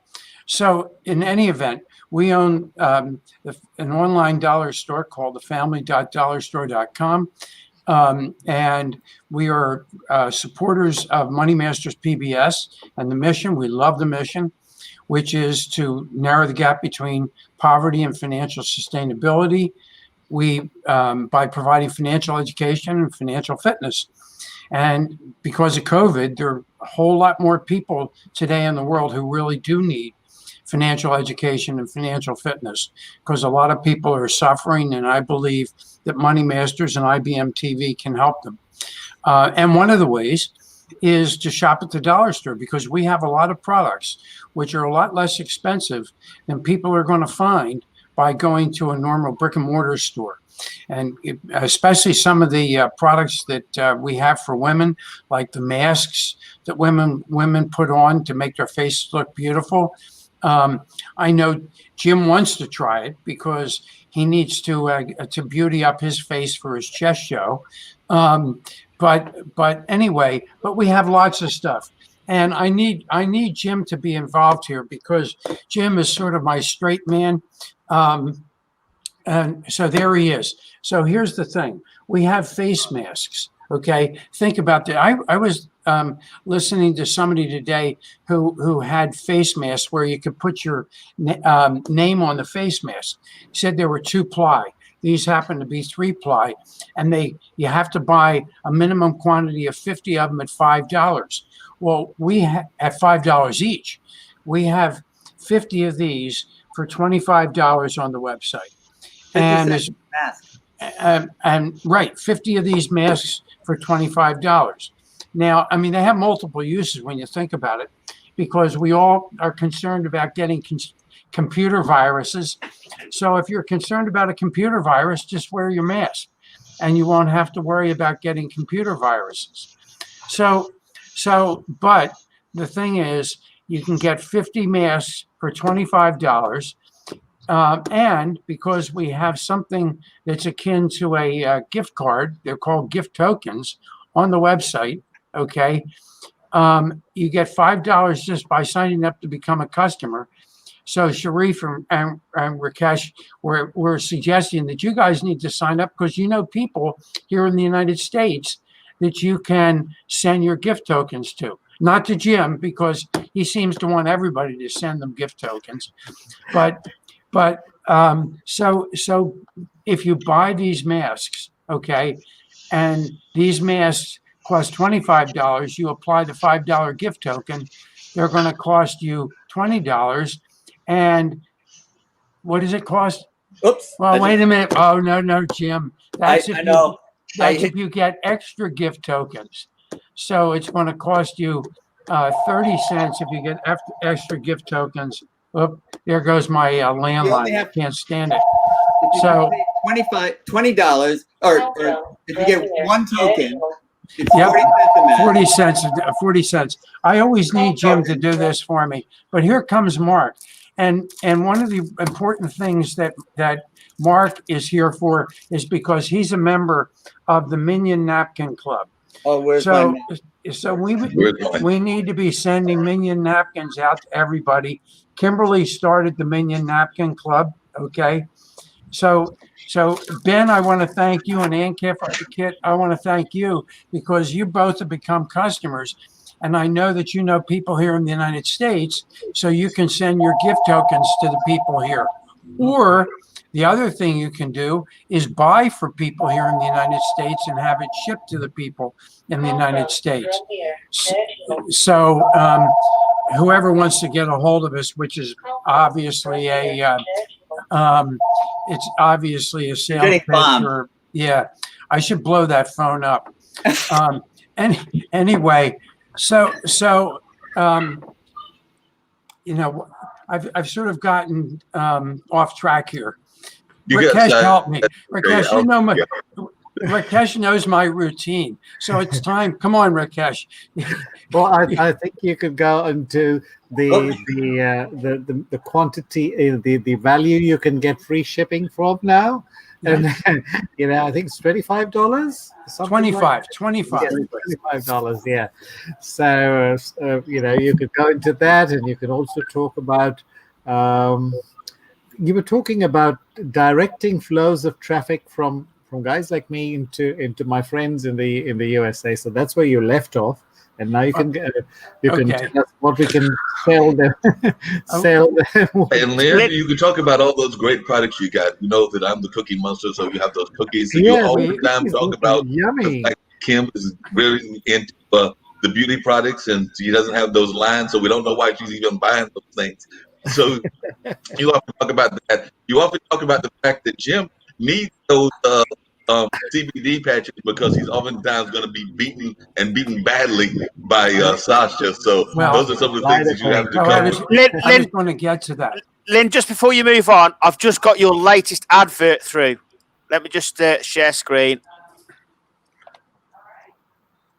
I've just got your latest advert through, sir. My latest outfit? Advert. There you go. Can you see that? Advertisement. Whenever you have to share the screen, you have to first open the tab and then go to share, and then you'll find that screen and that. It's only on the tab. I can't share a picture, no. You can share anything. Sure you can. Yeah, share anything. First, open the tab, whatever you want to share. Open a file, and then go to share. Sharing for dummies. Yeah. New book. Help me out, Jim. Help me out here. New book, Jim. New book. Hey, Jim, I think we've got a new book out. IBMTV for dummies. Yeah. Only I can't write it. Ann Kit has to write it. I've got to set my security and privacy. So I was actually thinking that Ben was going to write it. What is privacy, Ben? I don't know. I'm just trying to find it now. It's English, Lynn. No, I've got it. I've got it. I thought it was privacy, Ben. they talk differently over there in Ask him how he England and spells throughout center. London. It's all wrong. I can't stand anything. Don't you, hey Jim? You remember that famous saying that we got here in the United States? You call it tomato, I call it tomato. There you go. There you go. Oh. Wow.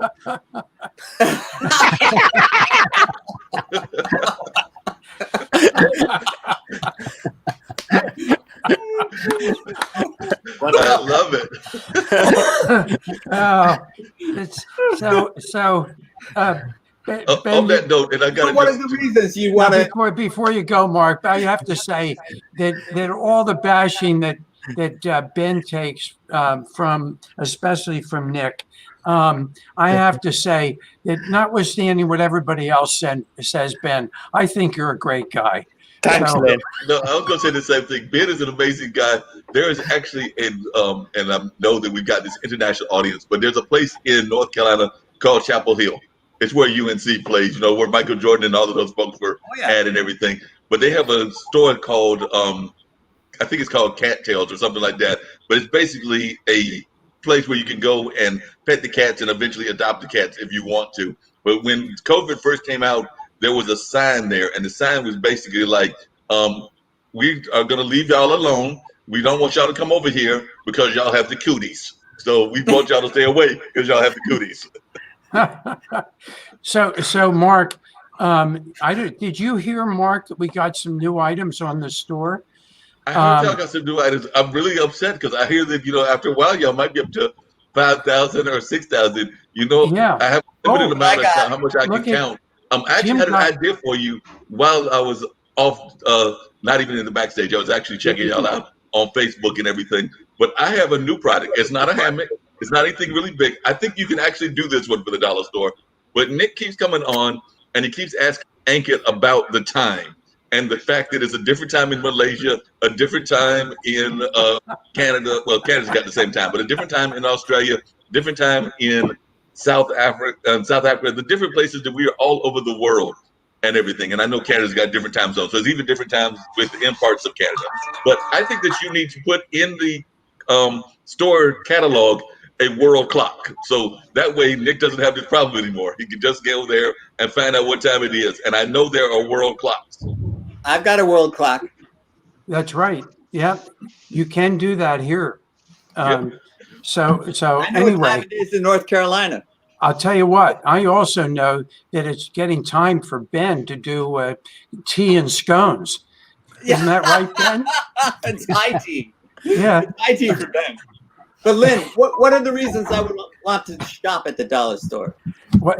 Say that again. What are the reasons I would want to shop at the dollar store? Well, here are the reasons why you'd want to shop at the dollar store, Jim. Save on gas. And reason number one is that you would want to shop there because things are significantly less expensive than it would cost you elsewhere. Number two, we have quality items. And I'm going to say lots of quality items, name brand items, Dove soap, Johnson & Johnson, baby, whatever it is. Yeah. Anyway, stuff from Sesame Street, stuff from Fisher Price, stuff from lots of well-known brands that you can get on the dollar store, and you can get them less expensively than it's going to cost you elsewhere. So two reasons. One, you don't have to go out because it can be delivered right to your house, unless you happen to live in my small town where we don't have mail delivery. So I got to run down the hill to the post office. But two, because you don't go out, you save money. You don't spend money on gas. You don't take time, and we know time is money. So that's one of the reasons. Three, you get quality products. Four, you get free delivery. If it's as Rakesh said, we give free delivery for any deliveries over $25.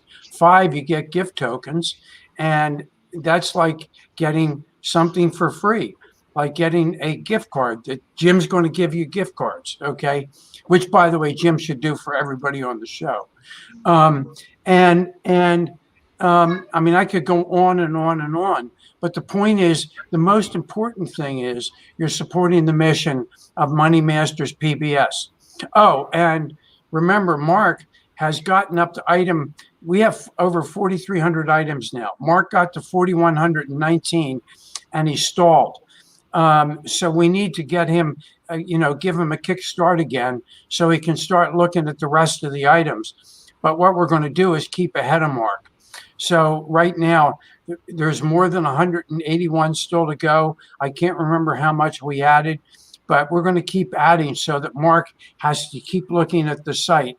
And then one day what we're going to do is we're going to have a full 4-hour show so Mark can talk about every one of the 4,300 plus items that we have here.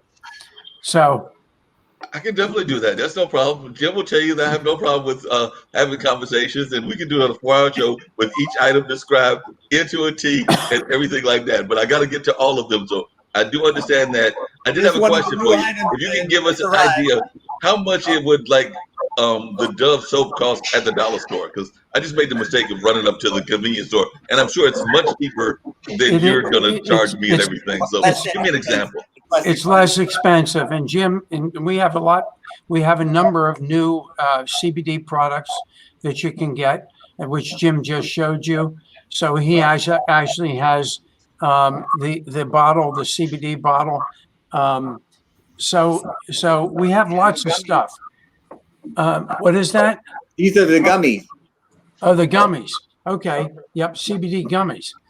So Mark, when you get your cookies, you can also get your CBD gummies at the same time. Hey, sounds Why like not? a good deal. Yeah. What's I'm the most liking important reason, Len?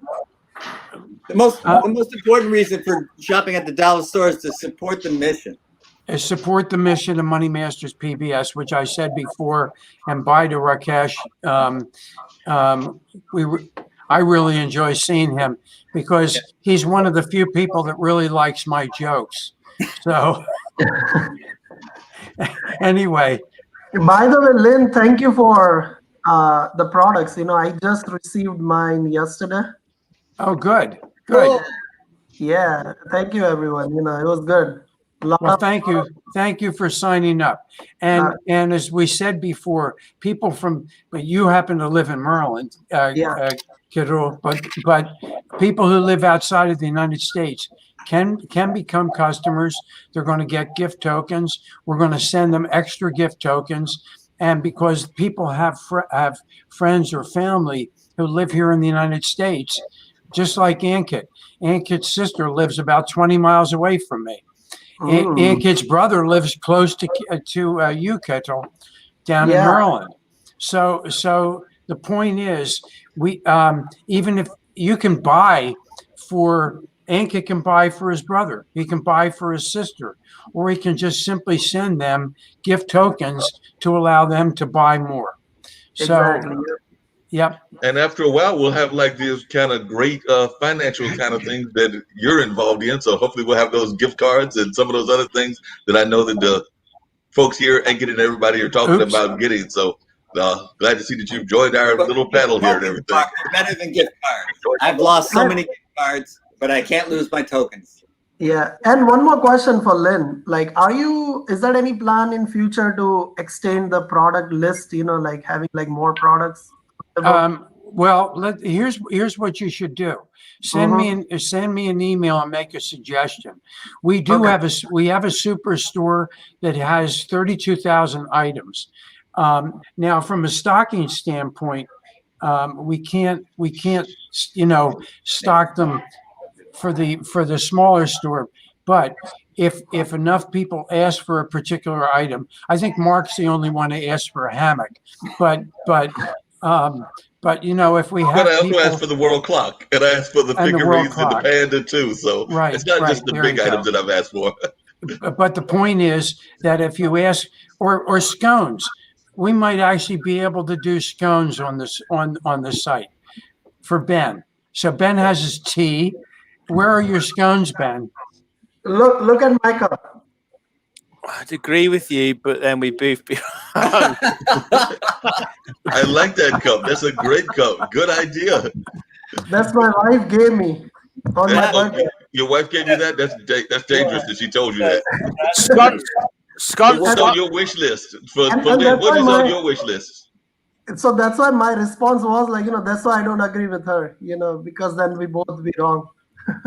Hey man, put your email in the chat so we can send you. I'll send you tokens.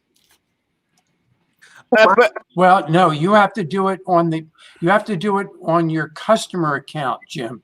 You Right. can't send the tokens through email. But when I send a token, they ask for his email. Oh yes, that's true.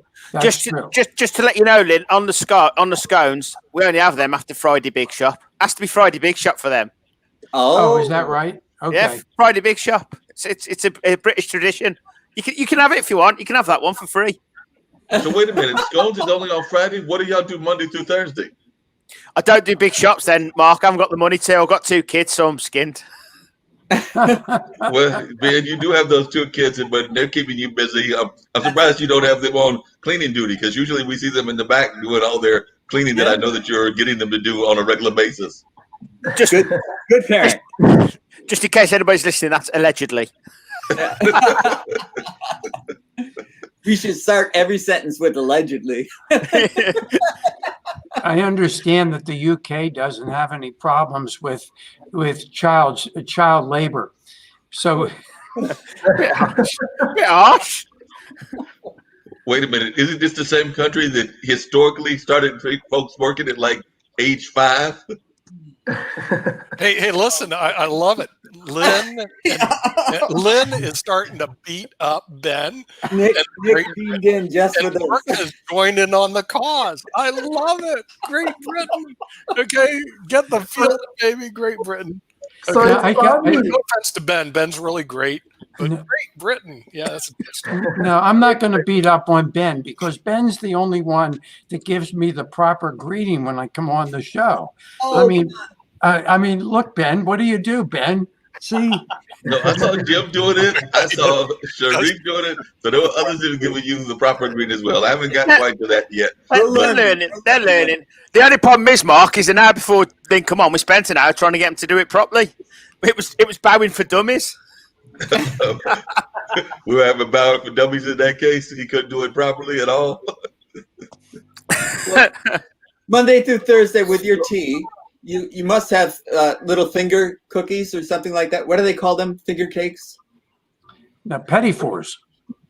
Aren't they pettifours? Yeah, because you got to have something with your tea. Depends how much tea you have. The amount of tea I drink. If I had a cookie or something every cup I had, I'd be bigger. No, see, we can have a serious conversation, Ben, about tea, because like I might be an African American brother and everything, but I'm also a Southerner, and we do like our Southern sweet tea. So that is my weakness, and I know that is not what like y'all folks in England like. Y'all talking about that traditional tea. So there's a big difference between that traditional tea and sweet tea, because you got to have the right amount of sugar and plenty of it for Southern sweet tea. I feel a radio show regarding tea, Mark. tea time with Mark at Monday at 2. And Mark, we are on the same boat as you. We like sweet tea. How about Tuesday tea time? Yes, Yeah. you like some sweet tea too, right? A Maryland brother. Exactly. There is no tea without sweet. Without sweetener. I have a lot of syrup or honey in it, Ketel, because obviously honey is a great sweetener, but also it protects you from diseases and viruses. I'm not going to say it protects you. Please don't take that. It protects you from coronavirus, viewers. I'm not going to go that far. Allegedly. It helps. Yeah. Nowadays we can believe anything, whatever you say. If it fights corona, we'll start drinking honey. Honey lemon. We didn't tell you, Ben. Nick is in the process right now of tweeting that, so it's going out nationally. I'm actually going to send it internationally. Story that tea is going to solve the problem. Nick is right now tweeting that. Aren't you tweeting that, Nick? I'm doing it right now. I'm just reporting solved. Use the reference, like instead of injecting Lysol, just use drink tea. People relate that sentence. I've just got to report Nick's tweet. Hold on a minute. I'll be back. I'll retweet. Well, then I think he's got to go figure out whether he's been reported or not. Oh dear me, he's gone as well. today we are discussing about digital economies. Sorry? What'd you say, Inkit? Okay, guys, I found the cure for coronavirus. Oh, good. Yeah. There you go. Yeah. Nice. It's in the mouth. Yeah. Don't take it. Listen, it kills coronavirus. You I've want to heard take it orally. it'll work. There you go. We have our solution. This Yeah. is Just had to find it. So, Sharif, what do you got to tell us today? For what? Your new show. No, basically for Sunday, actually, I have a huge pressure because Sunday, all of the IBM TV guests and everybody joining. So I'm just planning for that. And a new show, yes, definitely, as usual. I just want to start always with the small things. So maybe we can start with Malaysia and Singapore. So hopefully all of the important person from different part of Malaysia and Singapore, they're going to join there. And step by step, we will explore this session. Yeah. That is my plan. So, Sharif, are we going to have some Malaysian musicians or some Malaysian entertainers or anything out of the Malaysian culture world? Because I love the cultural world around the world. So I'd love to see what kind of things y'all have going on in your country. Yes, Malaysian have many interesting cultural, especially singers and even many interesting people and activities they have. And I love to share some of the Malaysian, especially different cultural activities from Kampung. Kampung means village, so they have a very good music and other things. Definitely, I try to bring them on the show. So hopefully people will enjoy different. And Malaysian food is very famous, and they have a very diversified culture, a very interesting culture. So this is interesting. Another thing is that I think that for Islamic finance, Malaysian and Dubai, UAE, is a very famous for Islamic finance. So people can learn how actually Islamic finance work. Even they have many economical aspect. Let's say oil industry, even the tourism industry. So these things people also can integrate it. And yes, this will be, hopefully it will be interesting. Well, Well, I'm looking forward to it. And Jim, I'm thinking that there might be like some pretty Malaysian woman, kind of like Alexandria. So you're gonna fall in love with somebody else. So I'm already worried. But I gotta ask, if you're gonna do something about Malaysian food, I think you should have Vivian do it, because when she does the food presentations about China, I get hungry. So Vivian will be doing the show in half an hour from now. Right now we have Ketul talking about fintech and payment, and we'll be discussing about digital economies with Ketul today. So Ketul, what do you have to share with us about digital economies and how the economy is changing with digital payments? So before that, I have a question for Lynn. Do we have any plan for a family dollar store app for the phones that people use in future? Great question. Like a mobile app for family dollar store, so people use and order stuff from their phone instead of like going to the website. Right at the moment, Kettle, no, but that's a good idea. Yes. And I think it is. As I've told you before, I'm one of about 110 stores, all under the same umbrella of a company called Dollar Store USA. And so to do a specific app for our store would be something that I would have to do, unless the company decides to do apps for everybody's store and then set them up separately, which is something, by the way, that I will ask them, because I think it's a good idea. And it's interesting because people here have given us good ideas. For instance, David K. Johnston noticed something on the site the other day and sent me an email about it, and we're making some changes to the site as a result of what he saw. And then what he saw got me into a conversation with my daughter, who owns a separate store herself, and then we found something else that he didn't bring up, but we wouldn't have looked at it if he hadn't made his suggestion.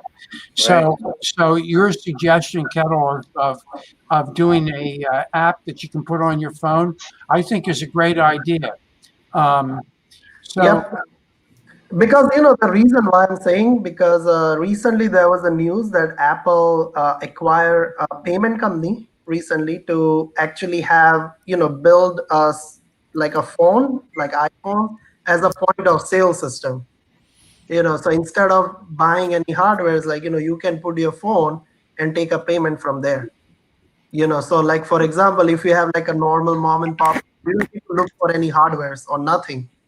As long as you have internet, you just open your store in the morning, put your phone as a point of sale system or connect with the monitor or something, and then you start taking the payment. So that is recently they are in the pipeline, for the Apple that they will introduce in next year or something. So it's good for a lot of Apple users gonna start using mobile phone a lot for everything. So I think it's a good idea to have your app also there. So people because like how the Amazon today, right? It's on your phone, so people just adding. And one more thing I noticed, so I'm not sure whether it's true or not, but it's good to check. Is like, let's say if you add a product on the cart, but before checkout you log out, and when you log back in, does your product stay in the cart or the cart will be empty? that's a good question. When I have noticed that. Go ahead, Ankit. So basically, the product stays in the cart if you have added the product, so it's there. So there's no problem with that basically. But they have some login issues on Family.Dollar Store, which we can work it out. And Lynn, if you remember, we discussed about the landing page. The landing page concept is the same. That if you have your own landing page, and then we can create an app so that you have your own audience, which will shop from your store, which is whatever it is, and then the backend we have that Family.Dollar Store. So something we can work it out which gives you a direct link with your customer. Well, that's something we've talked about, and you and I need to talk about more. But there, this is an evolution, Kettle. The whole thing is evolving. So Yep. I think your suggestion is a great one, and what Ankit is talking about is a great suggestion as well, because what we want to do is get people to realize that when they're shopping at the store, it's a benefit for them, but they're benefiting Money Masters PBS and the mission of Money Masters PBS. So that's one thing we really need people to understand.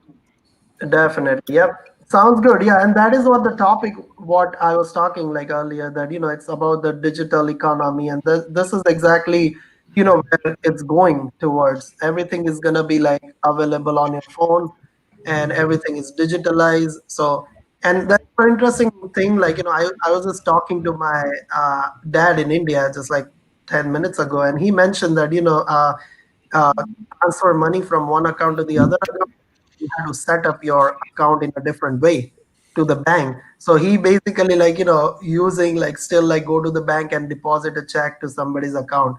And I was like just telling them that it should not it should have something available on the banking website or the app that you can easily transfer, like how we normally do in the US. So this is exactly the world is changing and everything's gonna be digitalized. And I was just listening about there was one company who's actually inserting a chip on your body, which is payment. Or basically it's communicate through the RFID to the point of sale system. So you don't need to carry anything, like probably if you have your hand or finger or something, all you have to do is tap, it's gonna work. So instead of having a How do you reboot it? There's no reboot. It's a standard. It's a standard. Non-changeable. But never gonna expire. Kettle, did you say your dad's from India? No, it's actually in the Europe. No, but did you say your dad's in India? Yeah. Well, it'd be nice to get him on here and get the real man's point of view from India rather than the royalty of Ankit, because obviously Ankit gives us his view, but we know what we need is the real man from India. So if your dad had come on, that'd give us a different perspective. Because as you can see, Ankit's in his palace today with his golden wallpaper. It is actually gold. And that's just the East Wing. Yeah. Wait, and don't even talk about what kind of gold and silver and all that he's got in his restroom. That's a shame what he's got in there. But Katal, a serious question. A serious question for you though. Do you think that the banks, like the physical banks, do you think that we're going to see them kind of like fade by the wayside, fade by the side? Because like I said, so much of it is becoming digital, and I sometimes do wonder about the future of the physical institution of the bank, not banking in general. I know banking will exist, but the physical institution. So, do you think that banks will be around? Banks will be around definitely, because it takes time, to go completely digitalized. And as I said, like the house, food, and health is not gonna digitalize. So it's still like people need money, people need food, people need so many things, and not everybody's like able to digitalize completely. So it takes a little longer time. But as I said, like instead of having like 4 banks in your area, is going to be like 1 bank, or probably like you had to drive like 20-30 miles to find a bank. Like a lot of people use locker. We've had that. We've had that in the UK. A lot of the smaller towns and villages have lost the banks already. Just the main centres now have banks in the UK. But here's the thing. Here's the thing. Banks are the principal conduits by which money is transferred. Right. All different currencies are transferred through the banks, and every day there's $5 trillion of monetary transferred around the world. I mean, think about it. I think somebody said it's over 30 times what happens on the New York Stock Exchange, which and maybe 300 times. I can't remember the number, but everything gets transferred through the banks. Okay, and the banks, because they're facilitating the transfer of the money, Mark, they get a little teensy weensy bit of every transaction. It might be 1/1000th of every transaction, but they make more money on the monetary transfer than they do by helping you have a checking account or helping you have walk into the teller and make a deposit. So what Kettle is saying is that we're going to have an economy that's basically going to be all digitalized. But notwithstanding the digitalization, you still have to have the conduits to be able to transfer it. So that is also good. Like, the one interesting thing, I'll give you an example about the Apple. Like, think about this example. Like Apple came up with the phone initially. Then they started having the apps so you can use. Then they started having the Apple Cash app. So you can actually have that, as a transfer to somebody else or pay through that app. Now they are coming up with the point of sale system and the PMS also inbuilt in the phone. So all they need is for the entire transaction life cycle, all they need is a financial institute who holds the money at the end. Right. So if I'm not going to be surprised if after like a couple of years, you will see Apple Bank is also there. Right. Right. So that's all they need. You sign up with the Apple Bank or whatever, and then they will take care of everything through their phone, all the way through their bank and transfer. And you know that, I mean, Alibaba already have a bank in China. They have it's a different bank altogether, but they already have a bank.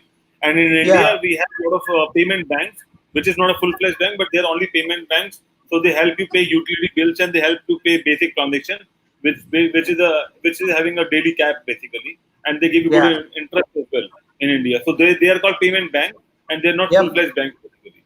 So exactly, and also and also like they can tie up or partnership with like those like local banks who's like not like doing so well, but it's still they have like limited customers. All they need is like one financial institute who holds the money, because that rules and regulations are different than actually processing, right? So if you hold that money, by partnering with like some bank, and then that's all you need basically. All you need is like to have like customers signed up as a merchant account for their bank, and that's it. Apple will take care of everything. So today, that if you pay through that Apple Pay, that transaction only go through the Apple server and the Apple network. It doesn't go to any other network. Kettle, are we not in danger of making actual physical cash a class thing then? Are we not actually in danger of saying that cash, you have cash if you're poor and haven't got the facilities to have it electronically? And also, they can then become an act of defiance. I've got cash and I'm not going to use it, even though the cash is unsafe, because obviously that's one way coronavirus spreads. Are we not in danger of making cash that and making it a Exactly, and that is. You mean we won't be having these anymore? That is exactly like today. I'll give you like one example. Give me a minute. Let me show you. Just give me a minute. So I was going to ask. I'll tell you something interesting in between that. I'm not sure about UK and Malaysia and US, but in India, if you want to print a note, if you want to print $1, which is ₹1 in India, it costs more to print a note than just to have a digital currency. Look how many paper I have on my hand. So this is exactly, it's like so much dirt, like, there's like, because of the coronavirus, I don't really touch the money, and so many paper, and you have to carry everywhere.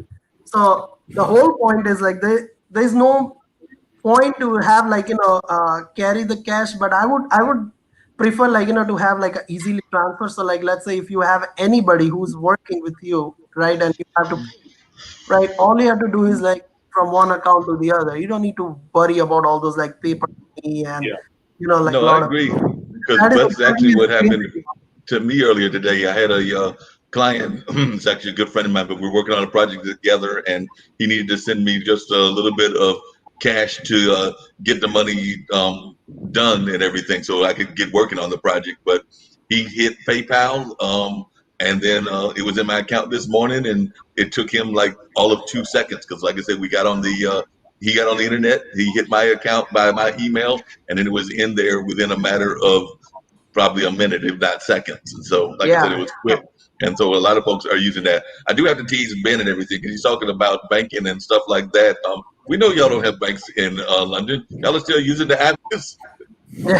Oh, here we go.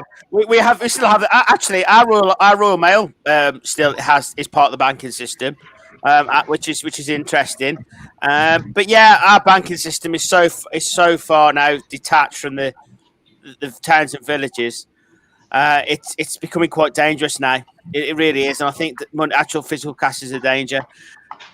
So, also, just while I've got the attention, I've just had a message from some guys that run a big recovery tow show, the big recovery tow show in the UK. And as we're on Startup Wednesday, their big show's coming up, and I know that the recovery trucks are involved in all our countries. So, just give a shout out to all the people that do recover vehicles off the motorways and highways, because they've been working during COVID. They've not had a break. They can't, because obviously they need to keep our roads moving. So, there you go. I've given them a shout out now. Yeah, that's a great shout out. They definitely deserve it. I saw the guys that do our trash pickup yesterday, so I saw them going around. So yeah, a lot of folks that are doing that kind of work, whether it's road work or trash folks or stuff like that, definitely need to get our respect and things of that nature. So I wanted to say that, adding to what you had to say. Sharif, I just had a quick question for you, just because you mentioned the fact that that Malaysia is a Muslim country and things of that nature, or that it's a very largely Muslim country. I know that here in our churches, meaning most of the Christian churches, they're not doing any services. They're doing them virtually. And I think the same with the synagogues for our Jewish brothers and sisters. And I'm not sure about, because we do have here in North Carolina some Indian temples and things of that nature. I'm not sure what they're doing, just because I haven't asked them, unfortunately. But I noticed that our local mosque was actually still having services. They're still doing noonday prayers and stuff like that. So are y'all doing services in Malaysia, or are y'all not doing services because of what's going on with COVID? No, when actually COVID-19 control, that time actually limited amount of people.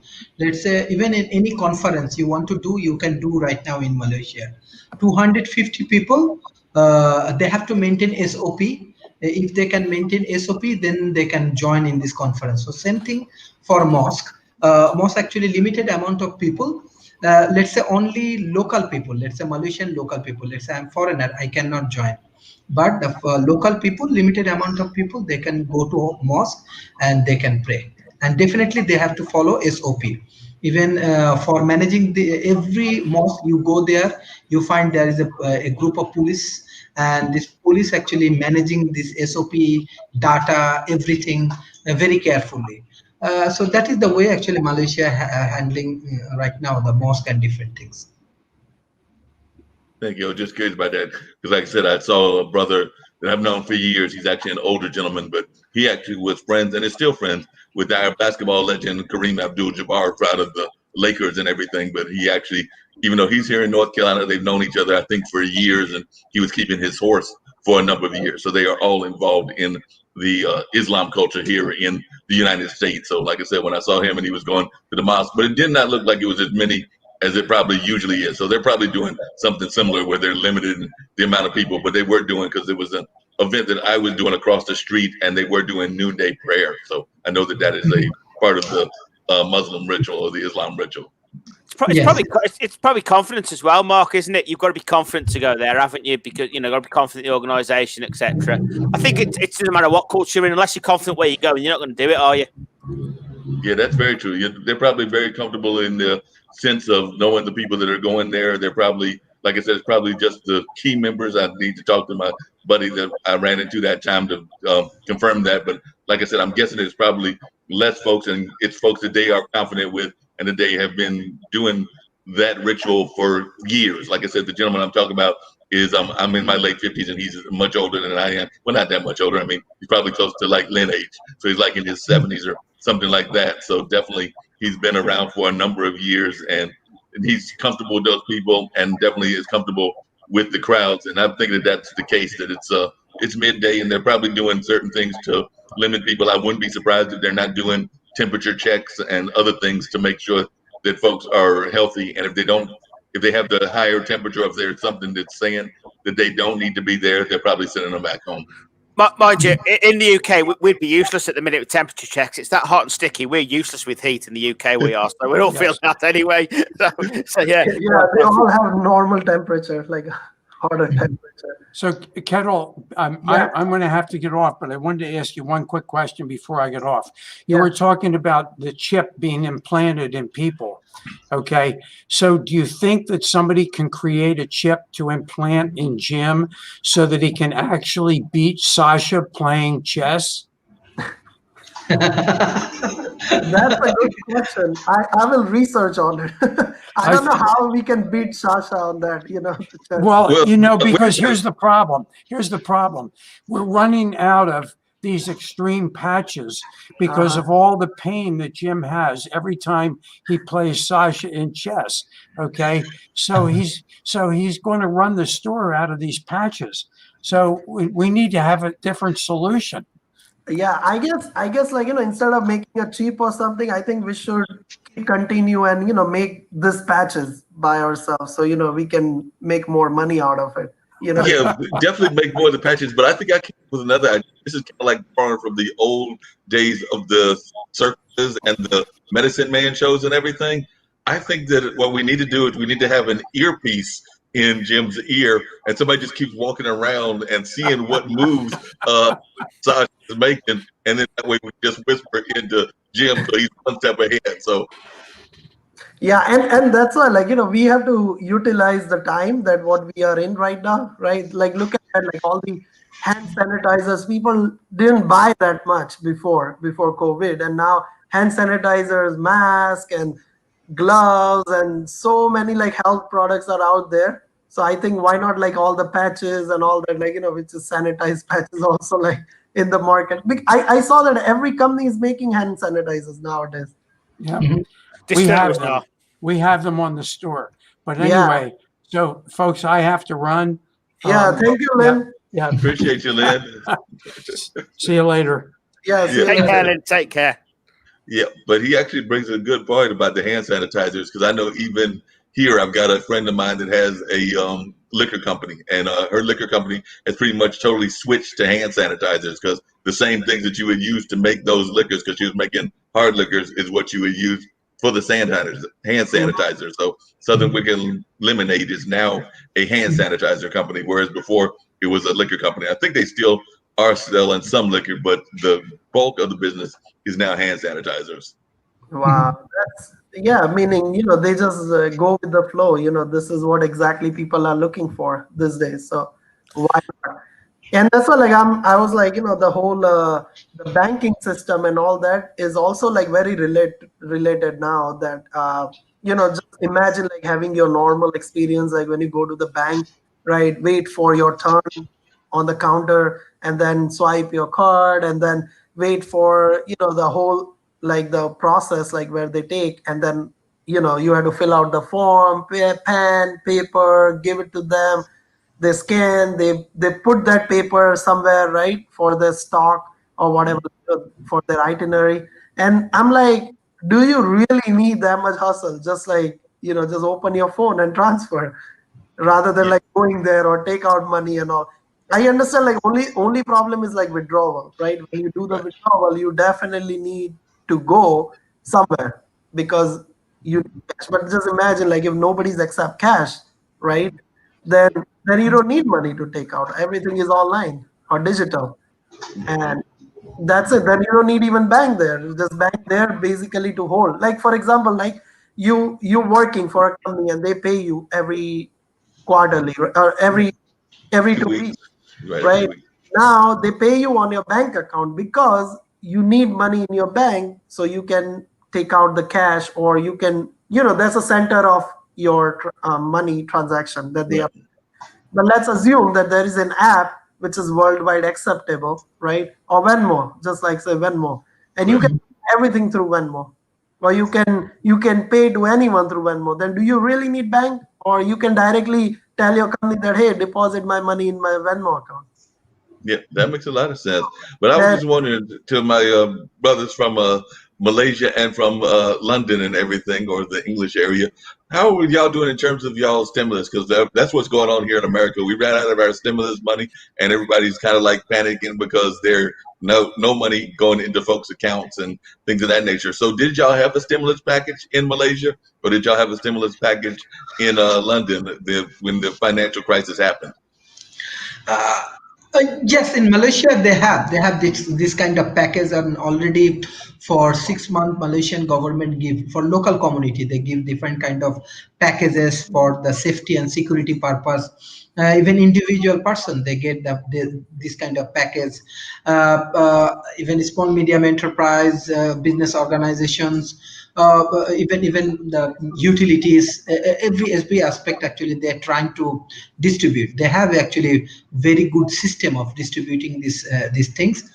And yes, actually, what can I say that yes, country wise, even economical aspect wise, maybe Malaysia not like big like USA or other country. No, but this time I think at least Malaysia prove they have their own credibility, they are growing their credibility. Let's say I'm just want to give an example. In Singapore, everybody actually know that Singapore is a very good place for living and very quality food place. But if you observe them, like suddenly Singapore people say, like their researchers and their politicians, even their media say, you do not have to wear mask.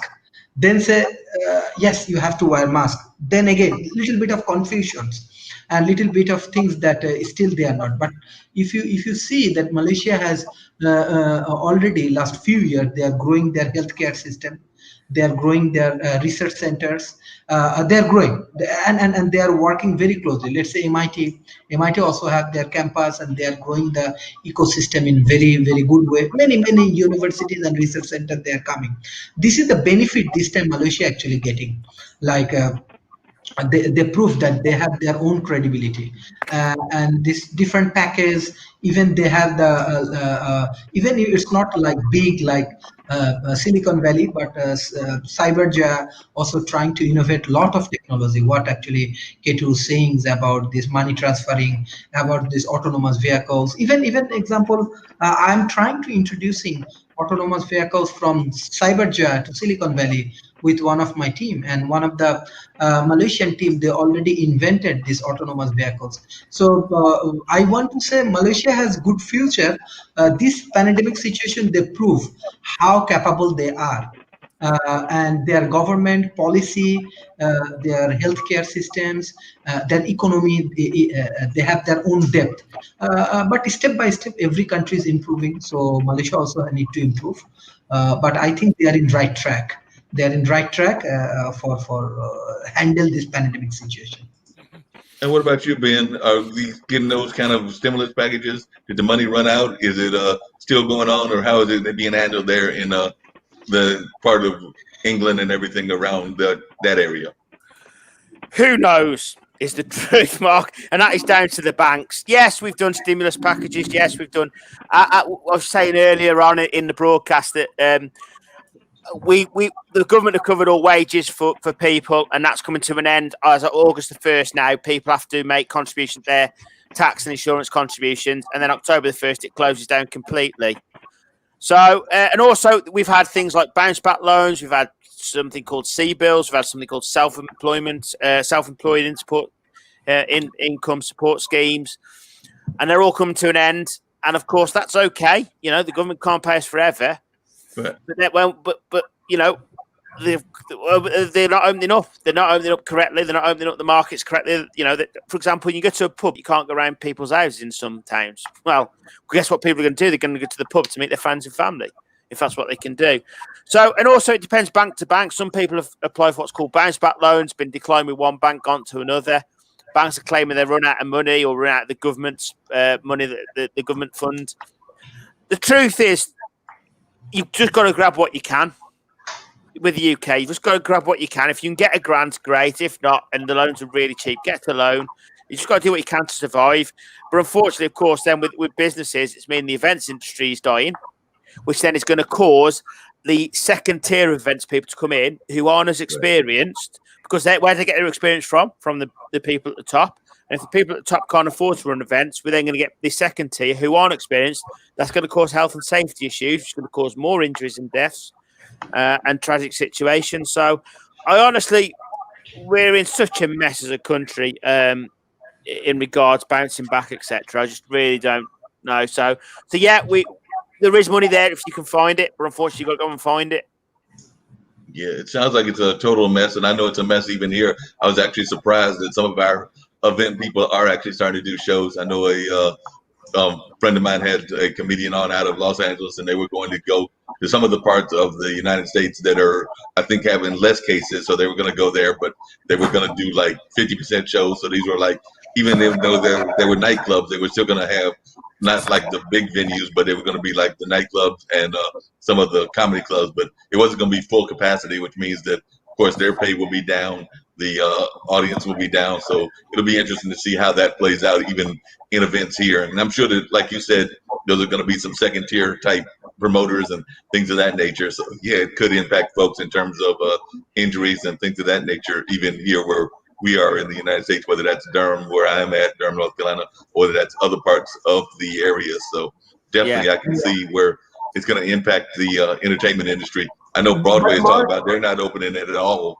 And when I've talked to folks, they're even thinking that the entertainment industry may not open until the summer of 2021. And I've even heard some people say 2022, which is downright scary because I'm also in the event business as well. There's been a press release in the last half an hour from Glastonbury, and I'm sure you've all heard of Glastonbury, that 2021 may well be off. That is scary. If 2021 Glastonbury is off next year, which is 10 months away, that's a harrowing thought, that is. That's a very Actually, yesterday I was listening Marriott CEO's interview on one of the news channel, and they mentioned that they need funding from federal, right, for next at least a 6 months funding to survive. Not even being on the profitable or anything, but just to survive and for 2021. So they can be at least up and running their business, and hopefully they will be able to back to the normal day-to-day lodging environment. But it's not sure, like, they are not sure, like, how to even get that money from, or like, who's actually sanctioning that part. And so it's a bit like we are actually not in a loss, we are in like a deep hole right now. To get out of that, it's really hard. The problem you've got, Kettle, is we're just about to go into the indoor season. We've just got confidence in the outdoor events that if, as long as you can socially distance or arrange some distancing, they're quite safe in the outdoors. And we've just come to get that correct. And now we're going to go indoors, and people are working on putting indoor events on. So we're now back at the start in the UK. It sounds really scary. Okay, we got Nick and Vivian joining us as well. Yeah. It looks like your daughter's trying to get you to go somewhere, Ben, to go shopping with her because she grabbed the bag and everything else. So she's like, I want to go shopping or something like that. She's trying to drag you off somewhere. She's put the PlayStation on. That's what it is. She's put the PlayStation on. Bless her, behind me. So we have Vivian Lee's China coming up. I believe we have a city, Vivian, for us for this week. Yes. Yes. Okay. So are you ready for your presentation? Do you have the city of the week? Yeah, sure. I'll Okay. share my screen like Okay. usual. Thank you.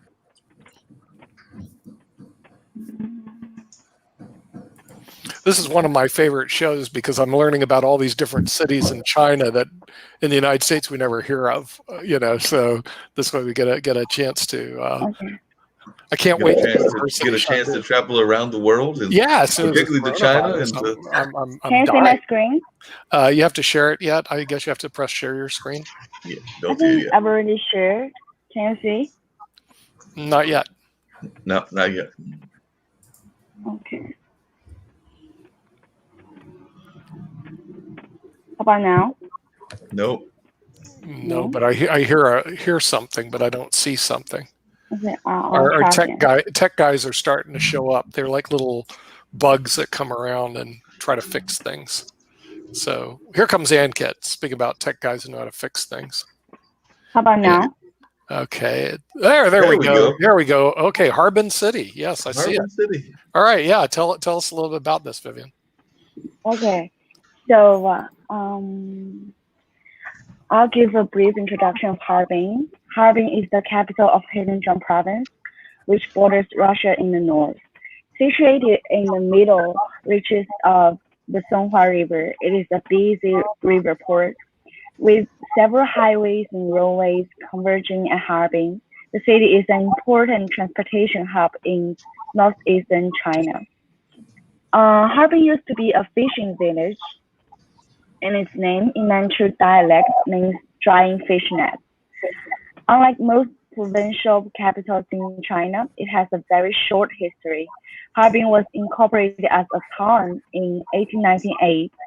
Since the founding of the People's Republic in 1949, it has rapidly evolved into an industrial city. It covers an area of 53,100 square kilometers and has a population around 10 million, with half of that in urban districts. It has a monsoon climate of medium latitude, with long cold winters and short cool summers. Its average temperature in winter is 6.4 Fahrenheit, while in the summer the city is about 69.4 Fahrenheit on average. I want to talk about the architecture style in Harbin specifically. Often nicknamed as Oriental Moscow or Oriental Paris for erecting Western architecture downtown, Harbin in modern times grew with the arrival of the Far East Railway, constructed by the Russians in the late 19th century. Flooded by white Russian refugees after 1917, Harbin had one of the largest European population in East Asia. Most of the Europeans left the city following the rise to power of the Chinese communists in 1946. In the city, you will see quite a few Western-style buildings of Gothic, Baroque, and Byzantine architecture built by the Russians and other Europeans, like you see from the picture. Now I want to talk about the Saint Sophia's Church. This church is the largest Orthodox church building in the Far East. It was built early in the 20th century for the Russians and other Orthodox people living around Harbin. The style of this building is neo-Byzantine. The main structure is laid out in the shape of a cross with a main hall topped with a huge green-tipped dome. There are smaller steeples, and the domes and steeples are topped with gold-colored crosses. It looks like the church building at the Red Square in Moscow. It is beautiful to look at, and the interior is beautifully designed and decorated. It is one of Harbin's most magnificent buildings. This church building sits on the plaza. To non-Russians, it is a highly unusual looking building. Though the building's interior was damaged after the revolution, it is still beautiful. There are icons, which are religious pictures hanging on the walls and a big chandelier. The lighting used inside the building that combines with the light coming in from the windows and the light colors used inside, such as gold and green and bright red, is really beautiful. It gives a warm and cozy feeling.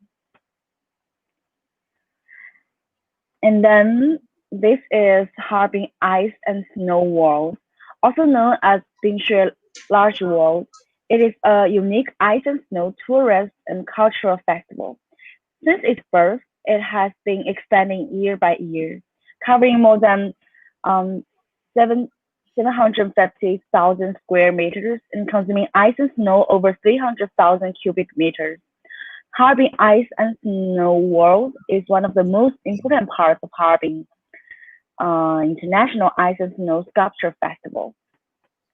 It has become the most popular winter attraction in the world. In a streamlined theme park, not only can you see the amazing, colorful, illuminated ice and snow sculptures, but also you can enjoy various interesting cultural activities and winter sports. Later on, I will show you guys a video about this dreaming world. The next is Siberian Tiger Park. This park is located on the north bank of Songhua River to the northwest of Harbin. It is the largest natural park for wild Siberian tigers in the world at present. As the natural environment becomes worse, many creatures are endangered and some have died out. The Siberian tiger is considered endangered. It is the largest field in the world and is known as king of the forest. In the 1980s, it was listed as one of the first-class national protected animals in China. To preserve the valuable species, the Siberian Tiger Park was built in 1996. This tiger park enjoys a favorable foundation for ecotourism and splendid sceneries, and it is an ideal place for holiday and leisure. There are over 1,300 purebred Siberian tigers here, with 100 visible to visitors. In addition, visitors can also see white tigers, lions, lynx, leopards, and black pumas, as well as Bengali tigers.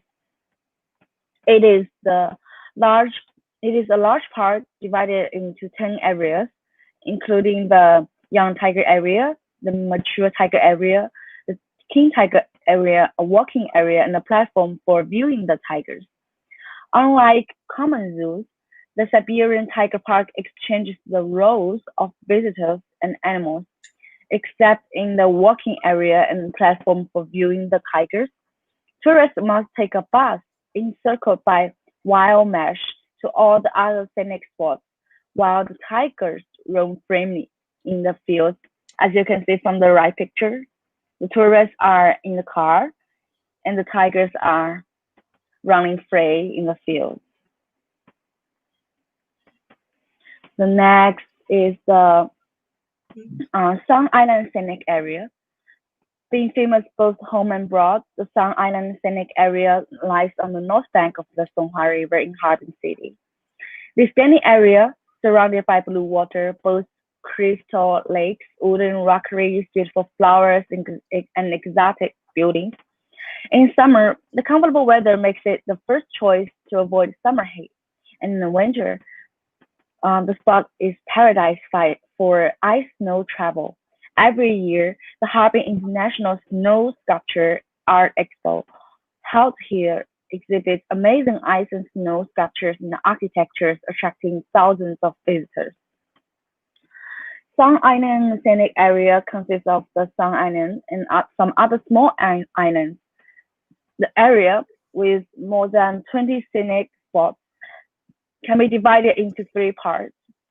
Animals World is located in the north and west. The center of the garden is featured by flowers, lakes, and ice snow beauty. And in the south, ice and snow series, exotic Russian series, a gallery and a memorial garden can be found. The amazing Sun Gate is composed of 5 wide ellipse gates with 4 small gates on the sides and a big one in the center. In front of the gate lies the symbol of the scenic tremendous stone named the Sunstone. These two are the beautiful pictures of the snow sculptures. In addition to its grand international ice and snow festival, Harbin's food is also a significant and interesting part of a Harbin tour. Thanks to its close distance to Russia, Harbin's dishes draw on the influence of both its local Harbin cuisine and also Russian cuisine. The food that stresses much on the strong taste of food, with all kinds of liquid seasoning, evenly and beautifully soaked in each piece of food materials, rather than being that elegant like Cantonese cuisine. Some dishes can help you warm against the freezing weather during cold winter months, and when the summer comes, Harbin beer can help you stay refreshed on a hot day. Today, I select top 4 most representative and popular dishes and snacks for your food hunting. Let's see the left picture. This is guo bao rou, also known as crispy sweet sour pork. This is a famous member of Northern Eastern style food known as dongbei. This dish uses a special sauce called tang cu zhi, which literally means sugar and vinegar sauce, and mostly just a combination of sugar and vinegar. And you really do taste the sweet meeting the sour with this dish, as the vinegar mingles with the sweetness of scrumptious sugar. Besides, when you put one piece of the thin pork slice perfectly wrapped in the batter into your mouth, you could get a feel of crispness as you are eating gorgeous popcorn crunch. And the right picture is called grilled cold noodles. It is one of the most famous street foods in Harbin. The name of the snack didn't really make any sense. 烤冷面, which literally translates to grilled cold noodles. However, it is not noodles and also not cold at all, but extremely warm enough to drive the cold away.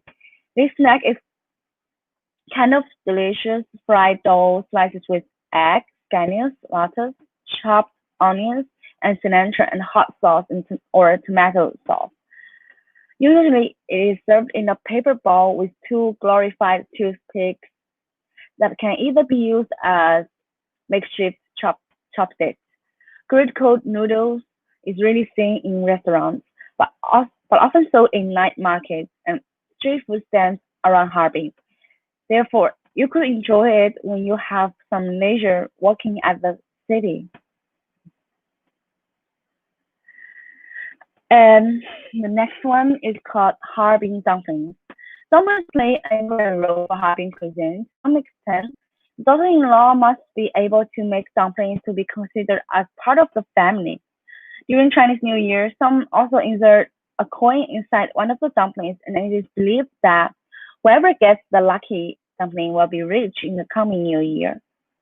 There are many restaurants in Harbin only selling dumplings. On the menu of dumpling restaurants, you could find various types of dumplings, but 2 that are always ordered are the pork and chive dumplings and pork and cabbage dumplings. These tasty dumplings are made with a mixture of pork and calves or cabbages.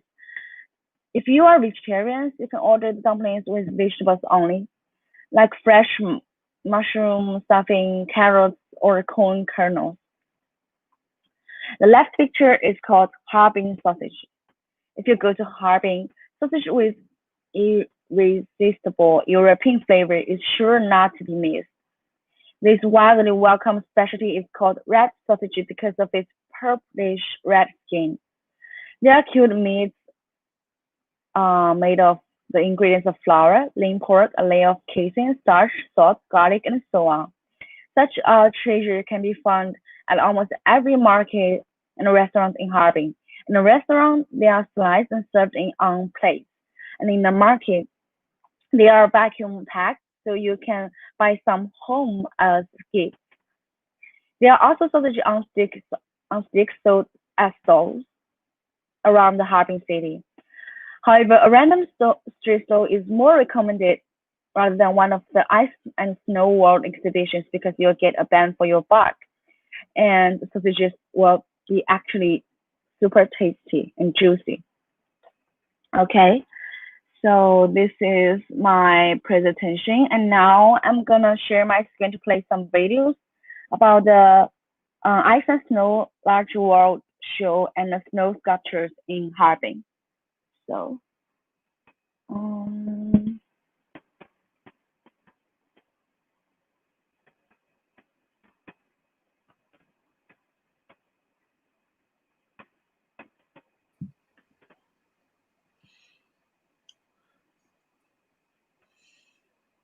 What's going on? Salam to China. This is the Harbin Snow and Ice World 2020.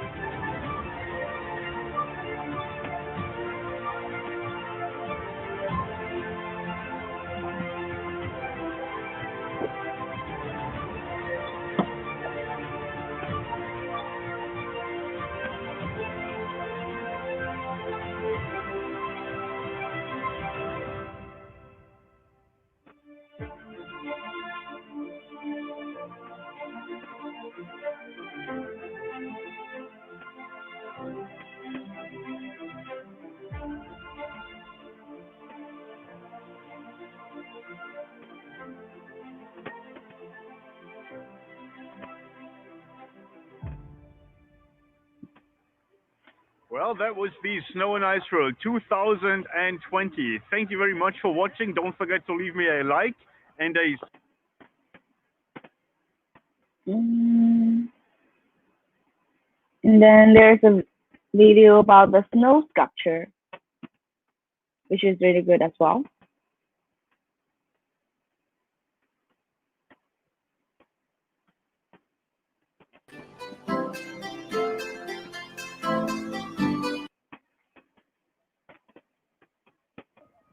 I love golden hour, and I really wanted to capture that perfect moment in the day when the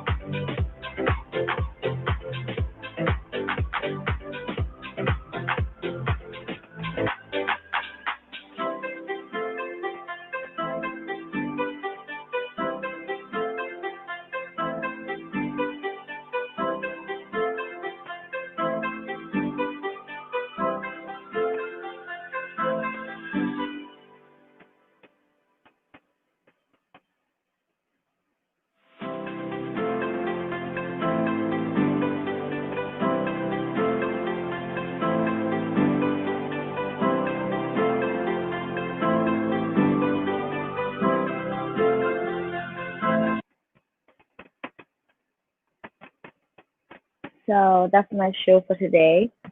That was fascinating. That was really interesting, Vivian. Learned a lot and everything.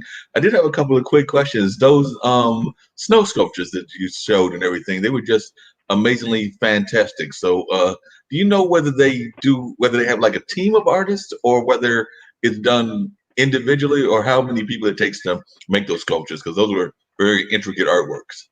I think it takes like for each snow sculpture there is a team working Okay. on it, and probably the team will do like more than one snow sculpture, but they are like collabing because it's Okay. super huge. Uh-huh. and And do you time know how long consuming. those take? Like the because I saw that it was cold during part of the year, but then it's warm at other parts. And like I'm not a big fan of 9-degree temperatures, but that's freezing here and things of that nature. So do you know whether they start that in like the fall, where they start sculpting them, or did they wait until the snow falls, or how do they work that, or do you know? I think it's during the fall they will start because the weather in Harbin, in fall is cold, so Right. and it's snowing, so they can start to do the snow sculpture, and until December or February, they will present this art, Okay. Yeah, those like I said, they were snow sculptures. amazing. I saw that they had sculpted like some animals. I think I saw a tiger and definitely saw some Yeah, castles and some different other things that they had yeah, sculpted. And I mean, they looked almost as real as the actual castles and the actual tigers, because you're shown where the Siberian tigers are kept. So, like I said, that was just fascinating. And is it kind of like Disney World? Is there like an entry fee to go in? Because I saw people walking around, or is it just there? Excuse me, for the public, or is there like an entry fee that you have to pay to go into this? it has an entry fee, but it's not expensive. It's like $5 to $6, so Oh, it's that's not cheap. bad at all. Yeah, to see that kind of Yeah, amazing artwork, that's not bad at all. So you just had to be prepared to walk around there and yeah, make sure you got your snow outfits and your coats and things of that nature. Because I saw everybody was yeah, walking around indeed. that way, because you don't want to slip and fall and things of that nature.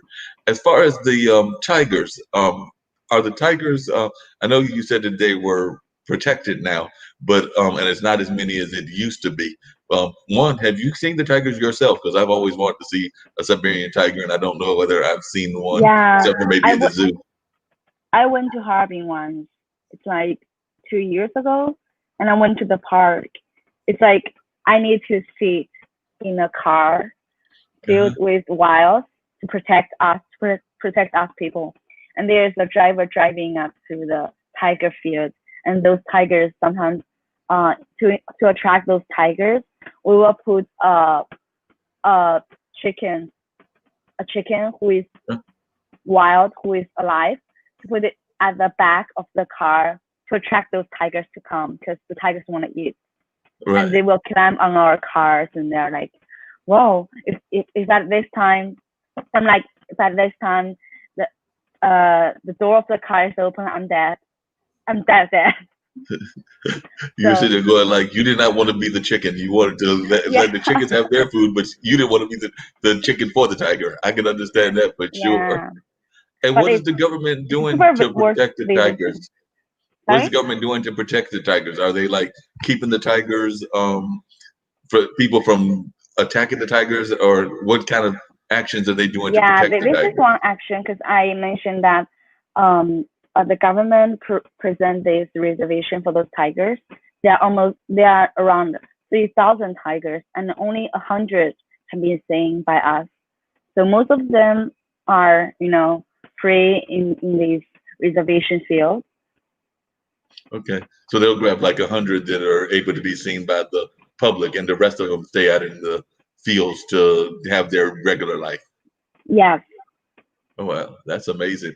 I was also impressed with the food. I actually had to step out and grab me something to eat because you were making me hungry, as you always do. Because every time you do those presentations, I'm sitting there going like, I'm getting hungry. So I didn't have anything as exciting as what you were showing. I just went and grabbed a quick tomato, so I had that for a quick snack. So I was doing that while listening to your presentation. I did watch quite a bit of it, but I had to step off and watch it and get something to eat because I was going like, Vivian is doing it again. She's making me hungry. Yeah. She needs to stop that.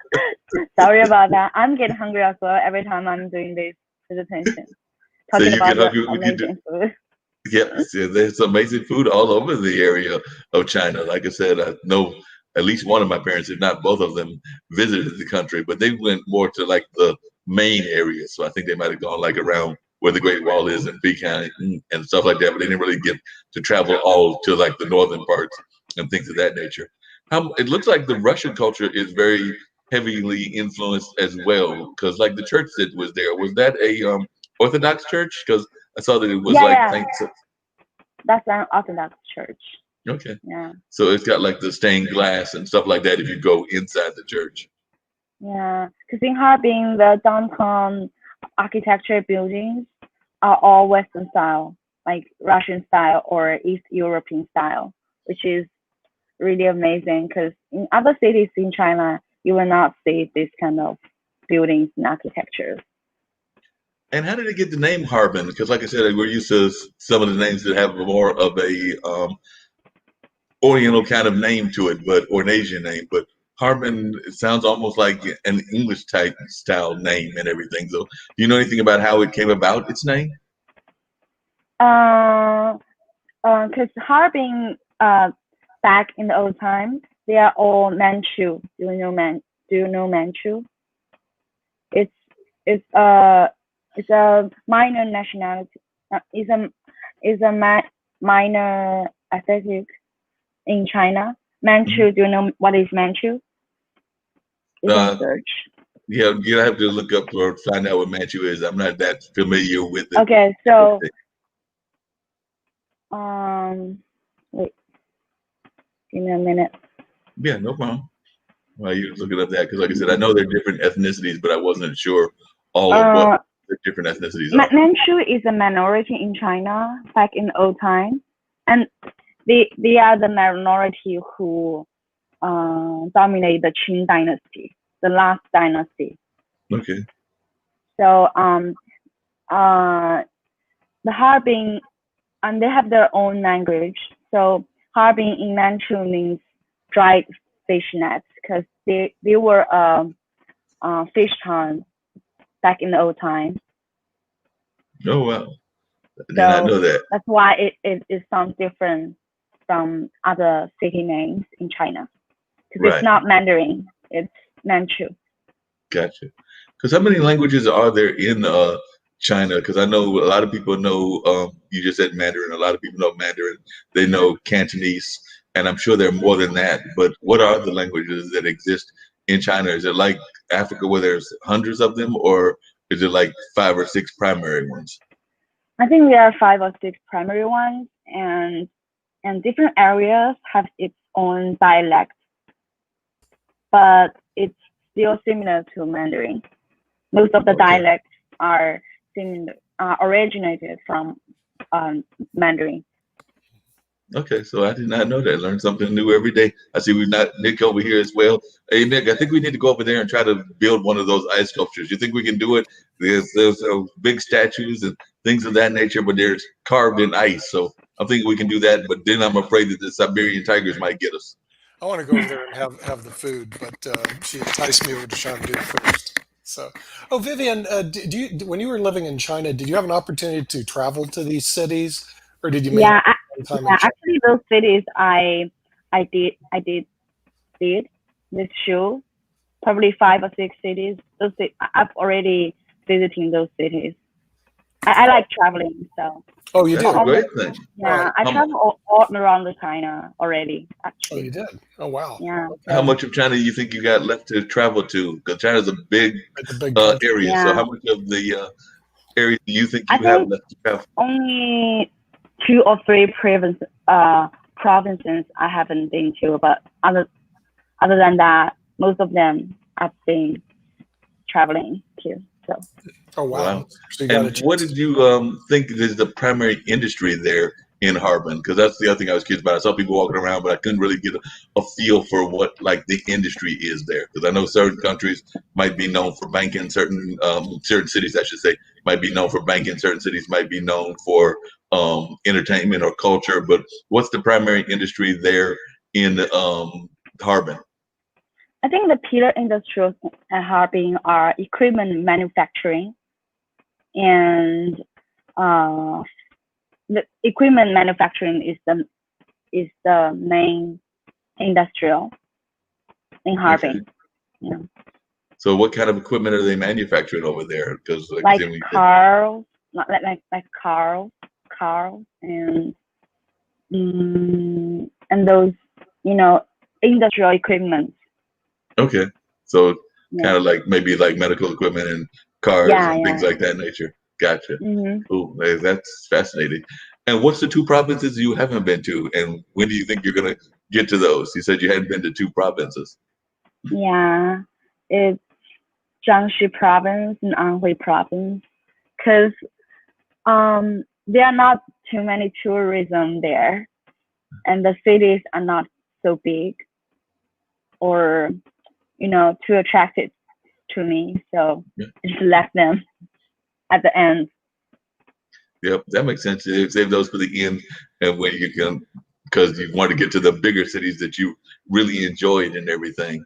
Yeah. I actually went for the first time, and actually I had one of them reach out to me. So I'm hoping that they're going to appear on one of our IBM TV shows and everything. But I had never gone to one of the like the big New Year's Eve celebrations that travel around the world. But like that went to the first time this year to the one that was held in Cary, North Carolina, which is just outside of Raleigh here in North Carolina. But I was fascinated because they had a lot of sculptures too. They weren't ice sculptures, but they were really cool sculptures that were really colorful where they travel around and things of that nature. So maybe we can get them to bring an ice sculpture here, but we're not cold enough. So probably not cold enough for them to do That's that here. cool. They'd have to do that in New York or Nice. Wisconsin.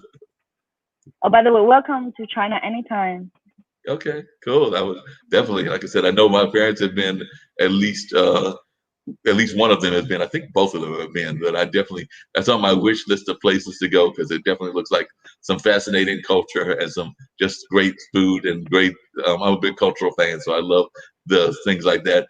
What is the Chinese music like? Because I'm a big music person. I love blues music, but I know last time you had folks that were doing those TikTok presentations and the fashion and stuff like that. But in Harbin, is it a different music scene, or is it similar where it's youth oriented, or is there a lot of traditional Chinese music? You mean during New Year's Eve? Right, and also during the ice sculpture time. Yes, there are some traditional Chinese New Year music.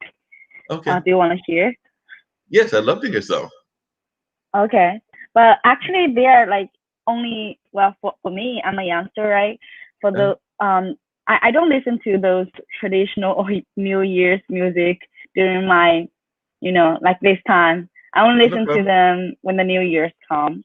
Like Okay, for well, we can me, wait. most of the time, yeah. For me, most we of can the listen. time, I also listen to R&B, hip hop, EDM, folk, all kinds of music. So I'll find one for you for the Thank you. Chinese style music. Yeah, I like to hear some of the Chinese style music. Are there any Chinese rap stars or hip hop stars that are coming out right now that you're hearing a lot about, whether they're here in the States or whether they're over there back in China? Are there any like rising Chinese hip hop stars? Yeah, there are a lot, because in China there are a lot of rap shows. Actually, there are 3 famous rap shows ongoing right now. I'm looking at the show every day at night.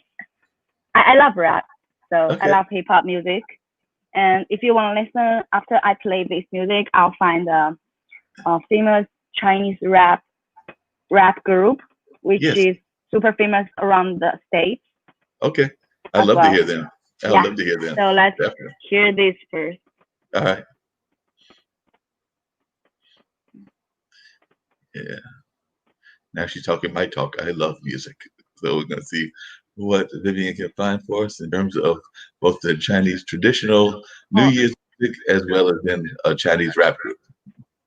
This is the combination of Chinese rap music and the New Year's music. I think you will like it. All right. Looking forward to it. Okay. I'll share my screen. Yeah, share the screen.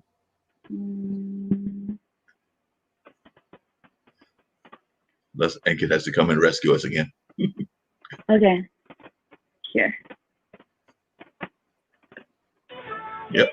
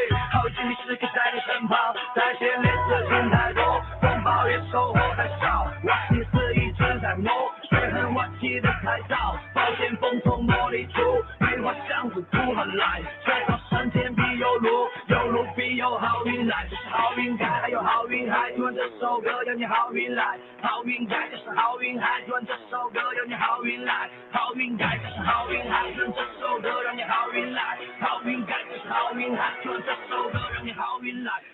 好运来，好运来，好运来，好运来，你的到来，好运来，我们好运来，你的好运让大家都自豪。好运来，好运好运来，好运来，好运你的到来，好运来，我们好运来，你的好运让大家都自豪。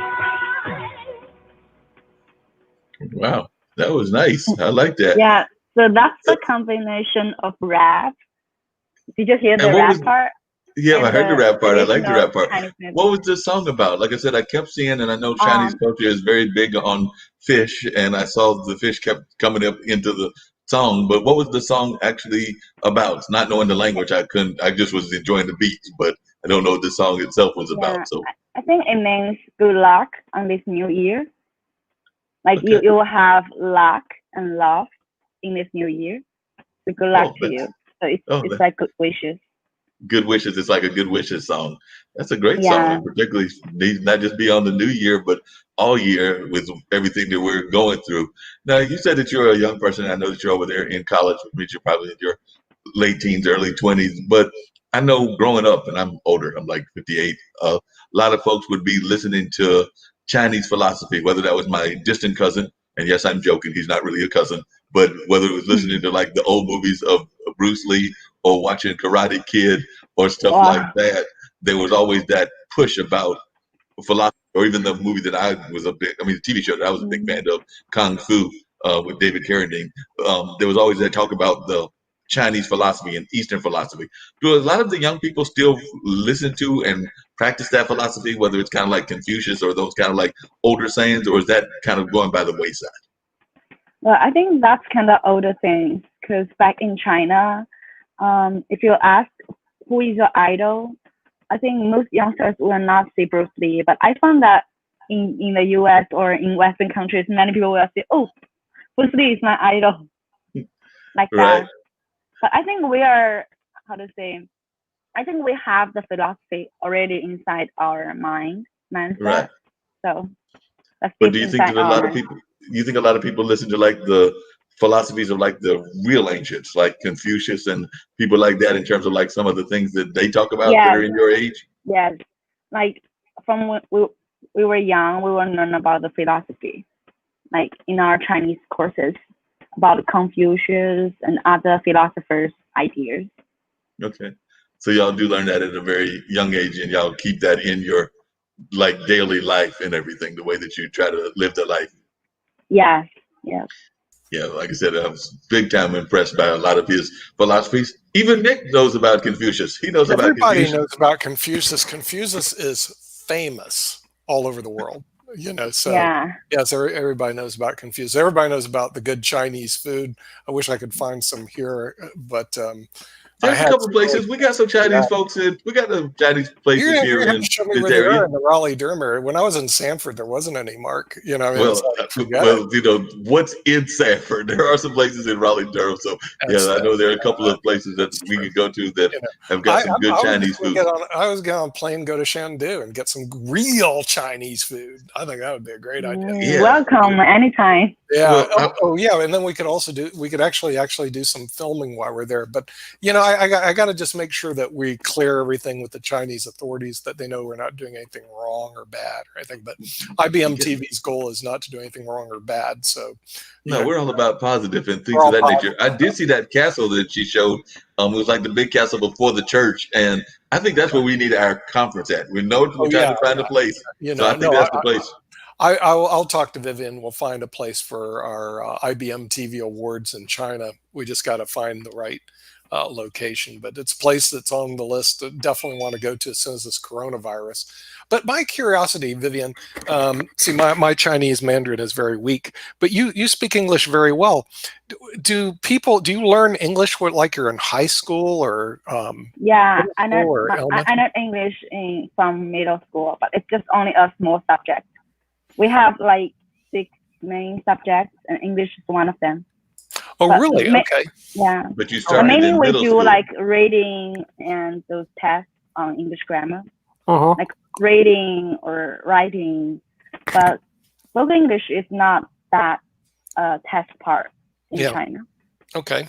Yeah, because the thing is, I was trying to figure out my Mandarin isn't really that good, and I don't speak Cantonese at all. So I was going, well, if I go to China, can I was able to go to Russia and get around without hardly knowing any Russian language. I usually pull out the books and I start flipping through, studying it. And then when people talk, I can't understand them. I'm going like, okay, you're too fast. So if I went to China, would I be able to get around just knowing very little Chinese and English then? Yeah, I think so, because in China there are a lot of foreigners visiting. We are we have a lot of hospitality for foreigners, and especially for us youngsters, almost every youngster can speak English. Oh, really? Okay, so they Yeah, can especially in big cities. English. Wow. Okay. Well, Now, that's a what good about thing. the internet access? Well, I found out recently in the United States, our internet access is pretty low. Okay, Mark, and that really bothered me. It bothers me Now, too. are you able to access the internet pretty easy over in China? Can you get to the internet? Yes, I think so. Okay. Well, now, what about our TV show? Our TV show get blocked, or are people in China actually able to watch it? Can you watch this show in Shandu? I don't know about IBMTV, but in China you can use YouTube or other foreign platforms. So I don't know about IBMTV. You can use YouTube or you can't use YouTube. I don't know. You can't use YouTube. Okay. You have to use VPN, but Okay. yeah. Yeah. Well, we'll see. We beam through the World Wide Web, and we also rebeam through YouTube. We rebeam through Facebook. We're on a lot of platforms, but I'm not familiar with what platform we would have to be on to be in China. Is there a particular platform or thing that people watch over there? Yes, there are a lot of like video apps, but it's more like Netflix or Chinese style Netflix or Chinese style Disney Plus. But we have our own video platform. Oh, really? Okay. All right. Yeah. So, yeah, I'm, what we'll do, Mark, we're going to talk to Holmes Stoner, who's the chairman of the American International Chamber of Commerce. And he's practically lived in the United States and lived in China. And he probably knows, because he's been in media, knows the ins and outs, how to get our platform on China if we're not already on. But like I said, for me, totally unfamiliar with how we'd get IBM TV. Apparently, we are being beamed into, he told me, Vietnam, Thailand, Burma. I think you said Cambodia or something like Cambodia. that. Yeah, we're in all those countries right now, but he never mentioned China. And I was going, oh, China's the big country, maybe. They got lots of people.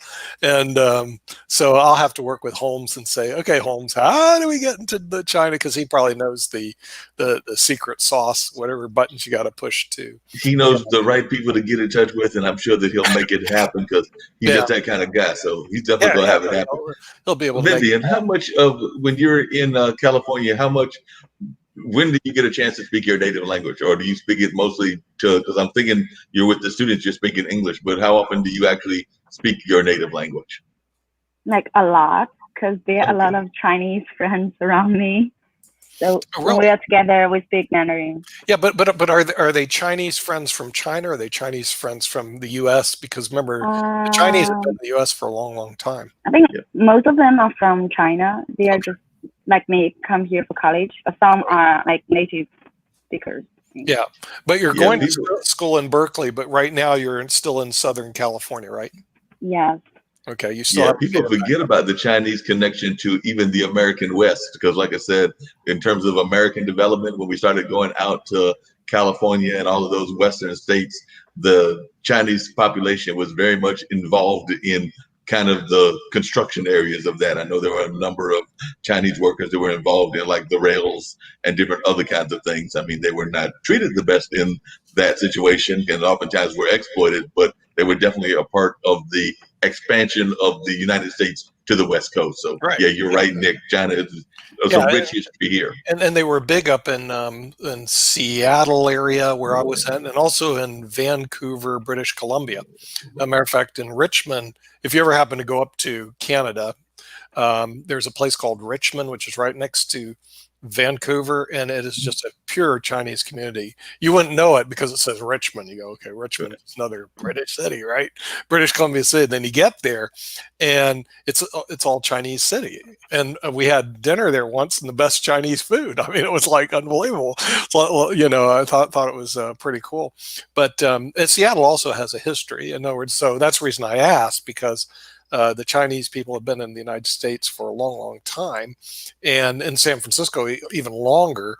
And so I thought, well, if you're running into people from China who speak Chinese, or people from America that speaks Chinese because they've been there for so long. I mean, yeah, I have to share a story with Vivian. I may have showed it before on this show, but it was an amazing story that a friend of mine went through, and that's that they were at a Chinese restaurant. Unfortunately, Nick, this Chinese restaurant is no longer around. It's now another type of restaurant, but it was a Chinese restaurant, and they went there and they were basically having a conversation, and the folks were upset, and I don't know why they were upset, but they were upset at some of the people that came with my friend Shelley Stone Cipher, and it was a group of mixed people, all kinds of folks, and they were having this conversation. And I think that the owner of the restaurant, whoever he was a little mad at the folks, and he basically cursed them out, but he cursed them out in Mandarin.